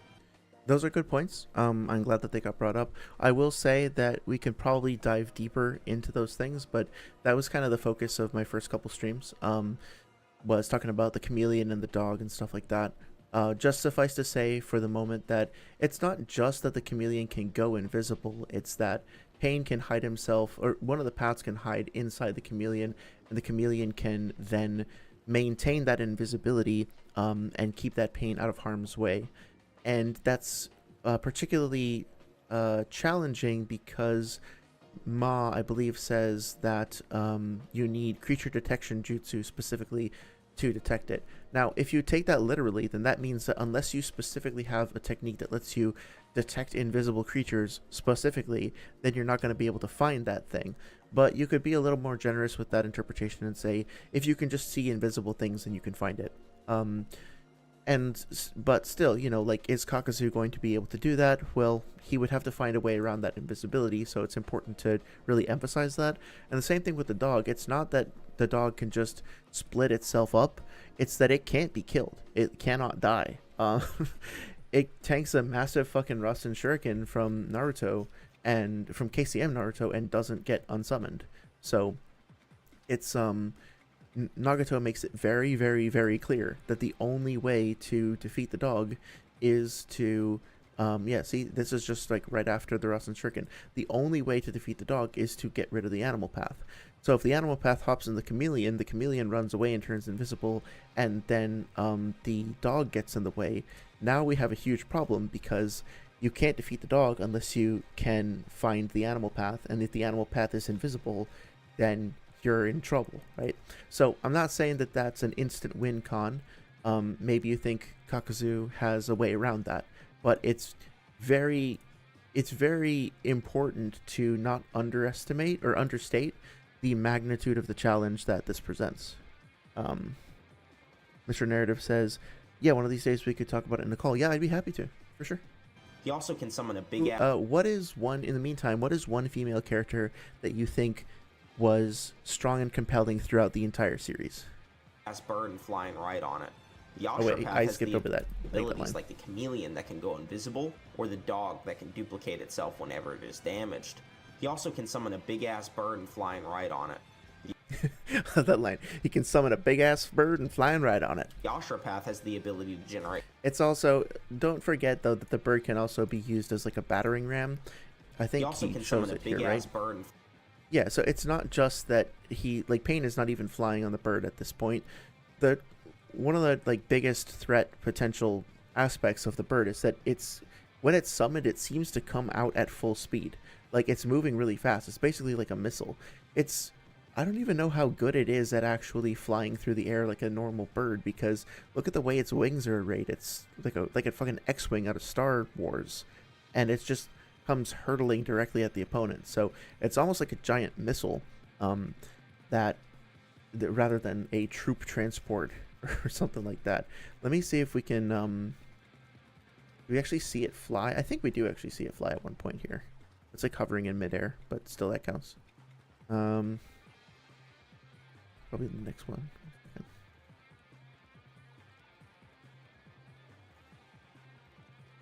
Okay, so yeah, here it's just kind of hanging out on the ground. Does it actually fly? Okay, yeah, so it does start to take off and it's flapping its wings. Wait, its anatomy is so weird. So it's like, it's got a wing in the back and in front, and it's got two on the side as well, and it's just flapping its side. Oh no, it's got, where? It's like angel wings. Or what's the term for it? You see some depictions of angels where they have 4 sets of wings. Look at that. I never noticed that before. Its one wing is like coming in front at a 45-degree angle. It's so weird. I never really paid attention to the way it was drawn before. Its anatomy is so fucked up. Oh, I do feel bad for it here though. Back with the fire. Real talk, like, somebody... Nagato is not nice to animals. I'm not okay with that. But, yeah, it's such a weird looking creature. I guess I don't need to talk about the bird all day, but, it is kind of funny. I don't know how aerodynamic it is. I guess it can probably let Pain fly around the battlefield to stay kind of out of range, I guess, but...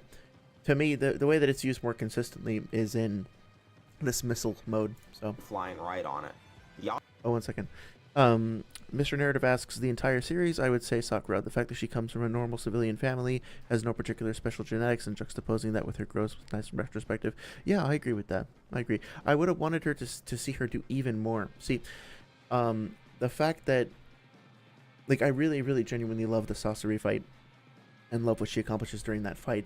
And the reason why I'm disappointed is not because I dislike her as a character, but because I was hyped for even more, if that makes sense. And so, yeah, I agree. She's one of the better ones in the series. I just wish that we had seen her go even further. Because when you establish that a character can grow, excuse me, that a character can grow that much, like that exponentially, and pull off feats that are that compelling, then you want to see where they can go, like, even further, to go even further beyond, right? Osteopath has the ability to generate weapons and armor in which it can augment its own body with.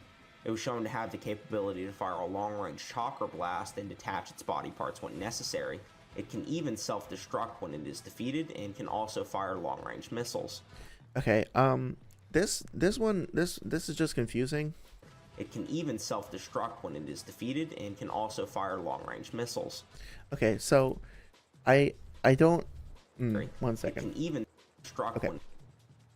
So this is a little confusing. I know I complained about this before, but it's a little weird to me that the panels are arranged like this, because normally, you know, you would read from right to left, and so it would make sense to go from up here to down here, and then up here to down here. This is obviously out of order, but I don't know, maybe it makes more sense to other people, maybe it's just me.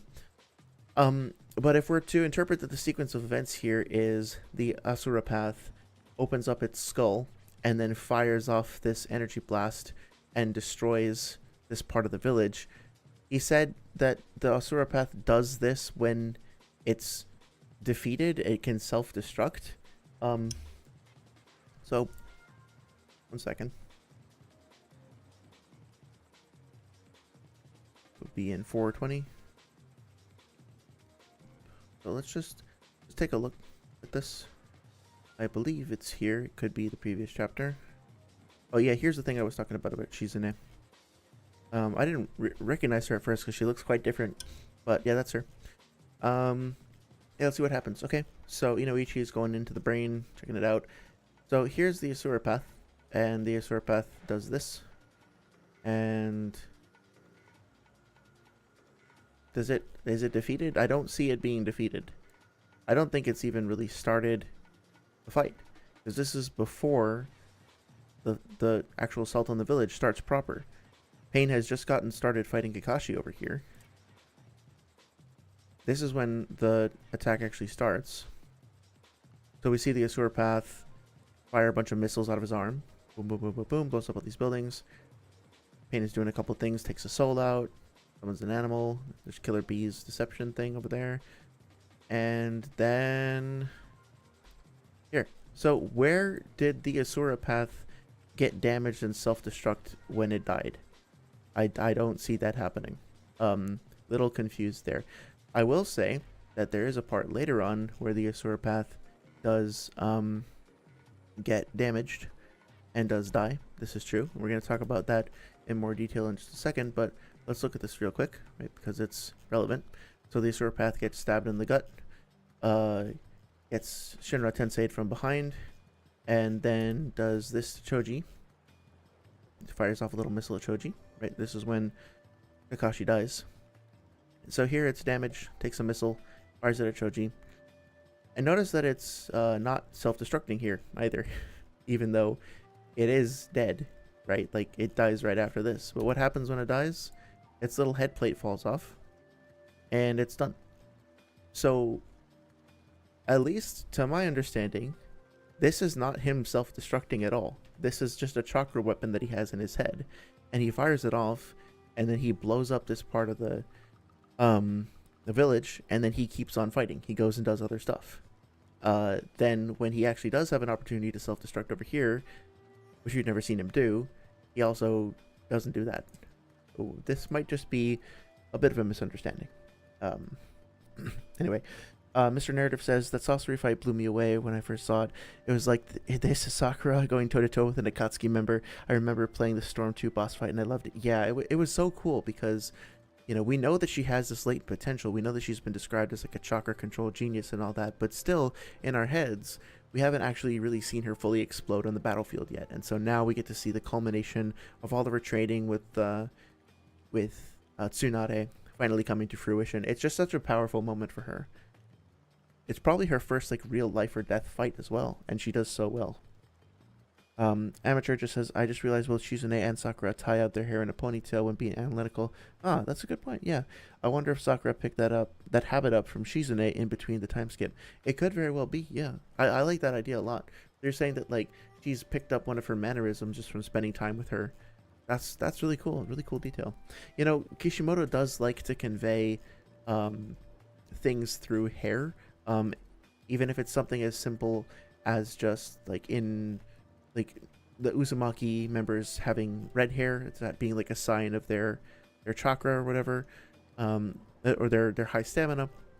Or I'm sorry, the Uzumaki clan has like high stamina and high endurance, and then they also have red hair, which then Obito remarks that Uzumaki that Nagato's red hair, a sign of his Uzumaki lineage, turned white when he drained all his chakra. So anyway, the fact that these characters all share the same hair color and overall hairstyle kind of creates a relationship between them with regards to the power that they possess.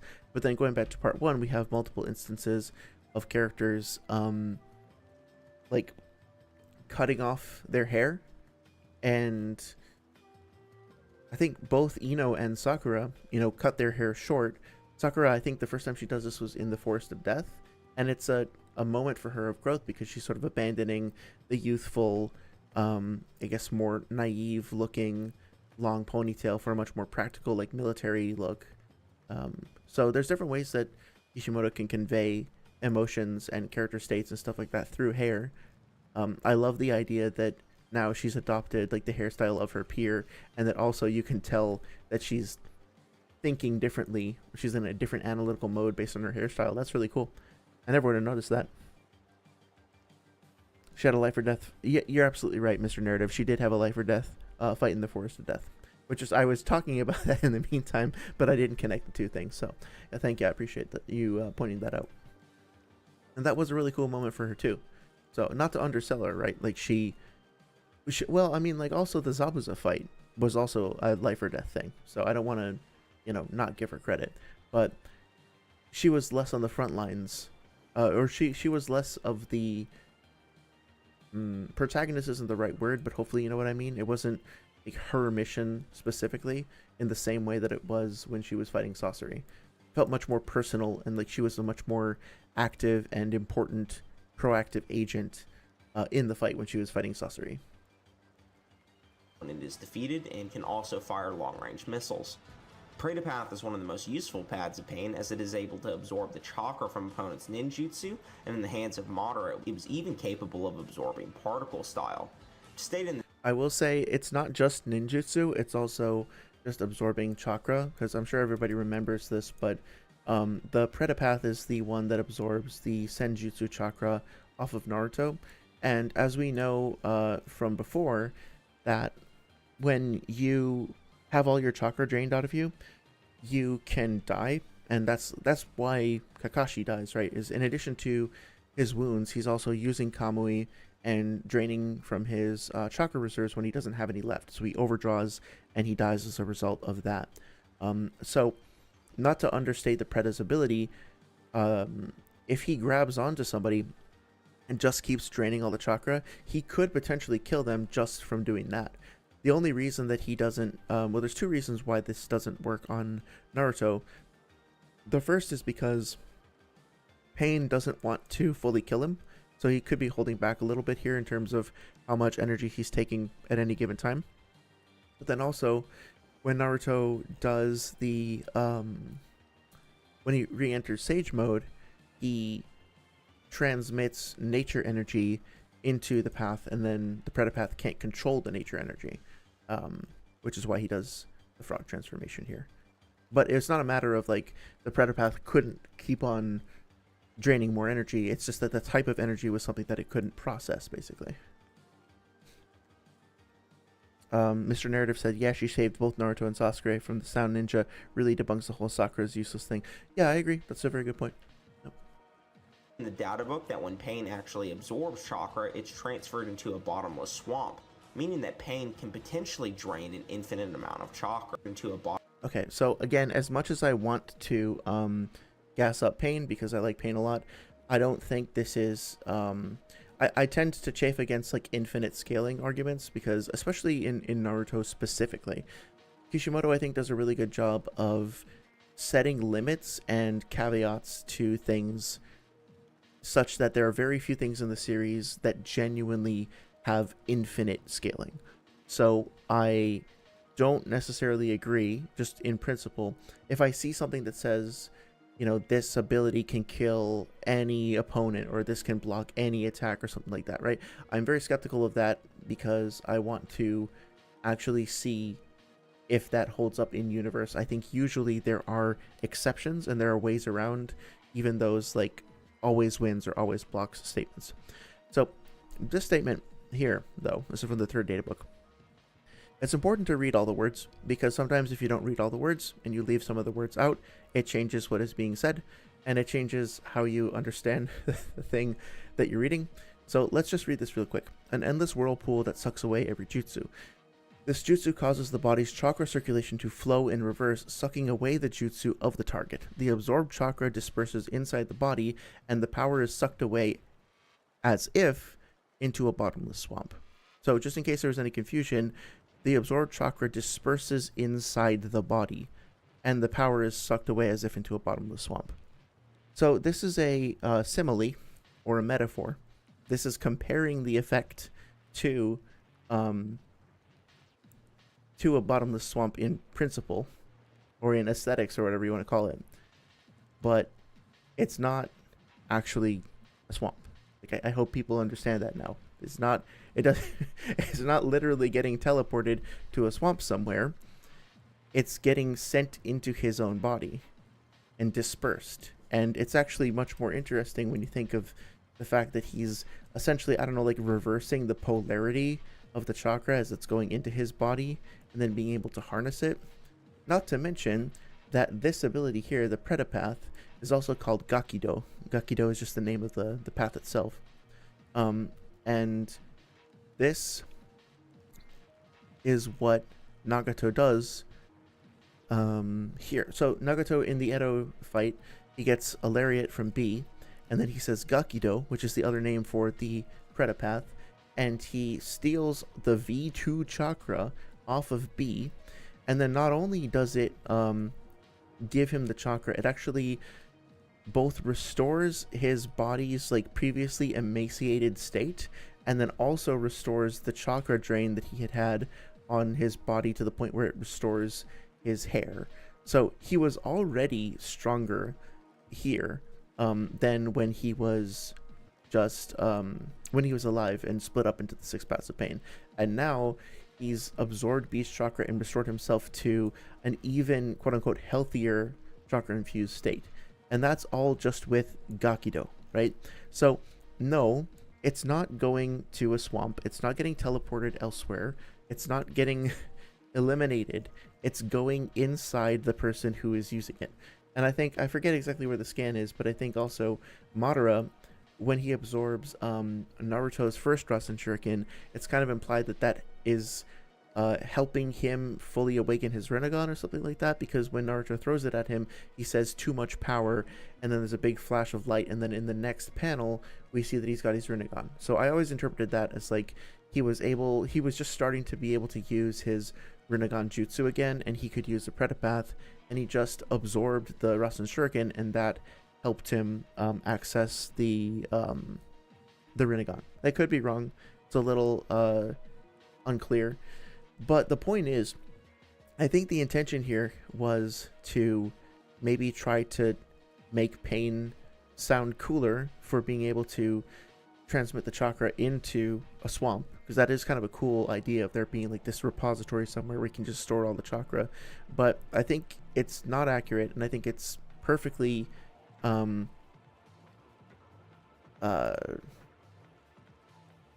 perfectly cool doesn't sound right. I'm lacking the proper phrase here, but it's a better representation of his ability to just describe the fact that the chakra goes inside him, and it could actually be a much more powerful asset, because if he's just dissipating the chakra and then like shitting it out somewhere off screen, it's not very useful to him. It's useful in taking it away from his opponent, but it's not useful in terms of empowering him. This is much more important, and this is restoring him to the point where it can help bring him back into the fight and enhance his abilities. So him being able to absorb it and make use of it, much better and much more dangerous in a fight. Mr. Narrative says, also remember Konan versus Obito. That was crazy. She would have killed him if it wasn't for Izanagi. Yeah, absolutely. That's part of the reason why I want to talk about Konan. I think she is understandably underrated because she doesn't have as much screen time and as much crazy feats as some of the really top tier characters in the series. But at the same time, yeah, that feat is insane. And technically speaking, you could argue that she did more damage to Part 2 Obito before the Sea of Paper Bombs than Minato did in Part 1. So you could dispute this, but by some scaling, you could say that she scales to Minato, at least in terms of her like damage potential, using Obito as a common point of comparison. And once you think about the implications of that, like, yeah, she is, I think, very represented. Bottomless swamp, meaning that Pain can potentially drain an infinite amount of chakra. The last path is Deva, who is by far the most powerful, as his gravity manipulation is capable of pulling opponents in and repelling massive waves of energy outward. His Rinnegan vision is also shared amongst every path of Pain, which allows them to see from each other's perspectives and combo attack more effectively. They can small nitpick, I don't think it's the Deva path who owns the shared field of vision. Like if the Deva path got destroyed but the other 5 were up, they would still be able to see through each other's vision, so to speak. Or rather, Nagato could still see through all of their vision. If Nagato just sends the animal path out and just like in one of the the panda or whatever, he can still see through the panda and the animal path's eyes, even if the Deva path isn't online, right? It's not the shared field of vision is not a Deva ability. I don't think it's just a 6 paths of pain / dojutsu ability, or Rinnegan dojutsu ability. I could be wrong, but I don't think that's the case. You can even see attacks coming. Well, I don't want to. Mr. Narrative asks Conan over Minato for AP. I don't want to go that far because once we start getting into that territory, I mean, especially with the Minato one-shot, which I've only read once, I understand that he's got some crazy feats in there. I don't think it's necessarily fair to just categorically say that, but she was able to do more damage to Part 2 Obito than Minato happened to do to Part 1 Obito. And so there is some viable scaling there to indicate that, I mean, you could dispute it. You could say, like, some people think that Part 1 Obito is way stronger than Part 2 because he has the Guru Setsu with him. Other people say that we don't know if he does behind the mask, or maybe the Hashirama cells are giving him a buff, maybe they're not. So I don't know, like, I'm not prepared to debate any of this per se. But I do think that just factually speaking, she was able to damage and blow off one of the arms of one of the strongest Akatsuki member, aka one of the strongest characters in the series at all.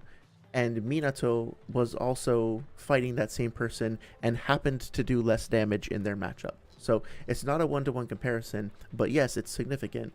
And she and Minato exist in the same basic, like they share an AP tier, maybe based on that feat. Now, maybe Minato scales higher with other things, like if he goes into Sage mode and does an Odama Rasengan or something, that would be higher, but they at least are in the same tier regarding that feat. Hopefully that seems fair. I'm not trying to hedge my bets too much, but I'm very wary of saying something like, I'm not even going to say the phrase because somebody's going to clip it and I'm going to get in trouble, but like, if somebody were to make the argument that Conan could be perceived as being equivalent in AP to Minato, that would be a very spicy take that I'm sure I'm not like looking for that kind of smoke right now, if you know what I mean. Mr. Narrative said, to be fair, Conan had prep time and Minato didn't. That's true. Minato was responding in real time to a very novel threat, and he had never encountered Obito's abilities before, whereas Conan had seen him potentially for years.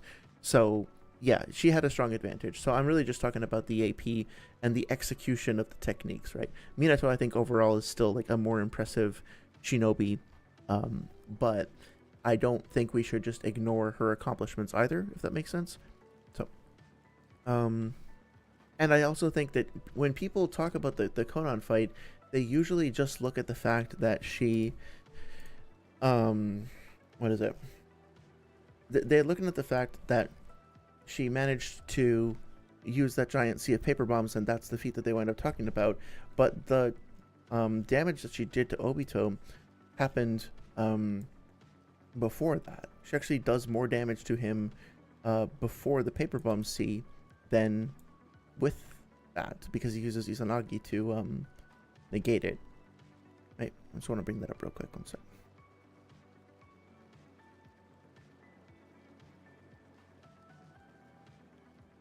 Happens pretty quickly too.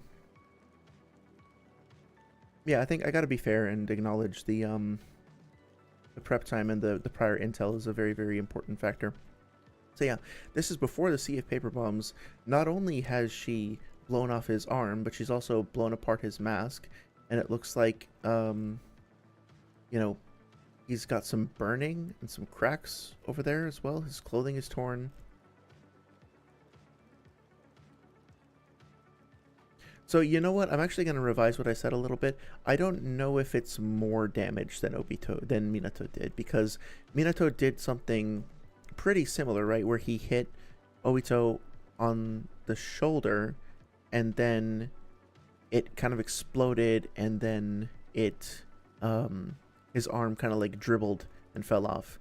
So if anything, this is a excuse me. If anything, this is a parallel, but not a and it's parallel thematically too, because Konan is also sacrificing herself to defend her village in a way. Like, she's now basically become the de facto Kage of the Amagakure village, right? She is now in charge of the real Akatsuki. She's defending her village. She's about to sacrifice herself to try and seal away this evil. And she has gone up against the same person that Minato was going up against and has managed to damage him. But the difference is that, Minato obviously succeeds in a way that she doesn't. But also, she manages to get the paper bombs wrapped around him and start to blow them up. And I think... not sure if she damages him here or if he's teleporting them to the Kamui. Anyway, without getting like too heavy into the like Konan discussion, my main point was just to emphasize that she deals this damage to him before the big major feat that everybody talks about. So it's worth acknowledging. Maybe a little less impressive compared to the Minato thing. I'd have to go back and look at that too, but still worth acknowledging, I think. Still very Mr. Narrative says still very impressive feat though. Yep, absolutely. And that's why it's frustrating that she didn't have a major fight in the Pain arc against Sakura. Yeah, for sure. Like, her versus Sakura alone would have been really cool. Or even her versus a team of people would have been cool. Because, I mean, it's just really, really, really awesome. And honestly, like, I'm not super satisfied with the way that Obito solved this problem, because we already had the Izanagi demonstrated to us in the Danzo fight, and the way that it was presented was really interesting, and it was such an integral part of the fight and part of the back and forth between him and Sasuke. And the use of the Izanagi was also like a very important aspect of the relationship between these two like characters involved in the Uchiha. But then here he just uses it as a get out of jail free card, and it's just kind of lame by comparison. Like, it's cool that he can do that, I guess. It's a nice surprise, but at the same time, we already had a really, really awesome exchange with the Izanagi, and now this is just kind of used as like an instant, like a get out of jail free card again. I wish that Obito had some other kind of cool, crafty, clever way of getting out of this, and as opposed to just saying like, yeah, no. Basically feels like a hack as opposed to a win through cleverness and resourcefulness or cunning or anything like that. So, but maybe that's the point. And maybe, Obito's whole thing is he defines himself for the most part up until the war about like around one jutsu. That jutsu is defined by its tendency to erase and nullify both himself and other people, and the Izanagi as well is erasing and nullifying a bad event that happened. So it is thematically appropriate for his character that like the way that he wins is basically by making himself ethereal and then stabbing Konan from behind with a dirty broken pipe like a little sewer rat. And I guess it does kind of make him like a murky, scummy kind of guy. It does fit his character. Yeah, so I don't know, I think I talked myself into liking it more than I used to. Okay, so Mr. Narrative says Kishimoto made Konan too good and wrote himself into a corner. Yeah, I think she does kind of represent a bit of a ray of light, a ray of hope, which is kind of why her death and like this like is so heartbreaking. We're almost to the end of the pain section, so I'm going to keep going for maybe another 10 minutes and then I'm going to wrap it up for the evening. From behind. The final ability to mention is Pain's chakra rods, which he uses to fight and pierce base Naruto with. These rods were able to suppress Naruto's chakra and render him defenseless. Pain also has pretty decent taijutsu, as he was capable of dodging all of his... I will say that that's not entirely complete, because Pain also pierced Sage Jiraiya with the chakra rods during their fight, at the end of their fight rather. And he also there's another thing I'm forgetting. There's one other thing that I was talking about the other day. Um, I'm blanking on the second thing, but at the very least, I want to point out that he used the chakra rod on Kakashi, right? So here Jiraiya is in Sage mode, so his durability should be way higher than in base. He's got Monpa with him and all that, and the human path, or the animal path rather, manages to stab him through the shoulder and the arm with the chakra rod. So it's piercing through maybe multiple bones and flesh in order to get through that. So that's nothing to skip over. Although he is able to break through it, and Pa is also able to grab onto it and pull it out. But still, it's capable of piercing Sage Jiraiya, and it also pierces Kakashi. We saw that earlier. So I think it's worth being thorough and just noting all the examples to create a complete picture. Hinata's attacks, but whether this was due to simply Hinata being too slow or Pain being too stronger and render him defenseless. Pain also has pretty decent taijutsu, as he was capable of dodging all of Hinata's attacks, but whether this was due to simply Hinata being too slow or Pain being too skilled, I'm not for sure. I don't know. I don't really know what that's supposed to mean. One more time. Pain also has pretty decent taijutsu, as he was capable of dodging all of Hinata's attacks. Pain has decent taijutsu because he was capable of dodging Hinata's attacks. It's true that he was able to dodge Hinata's attacks, and Hinata's attacks, I guess, are impressive. I mean, they're Byakugan user gentle fist techniques, so that is impressive. Although we don't really have a discussion of where else Hinata scales. I don't know what other feats she that has at this point in the series that might have been referenced or talked about.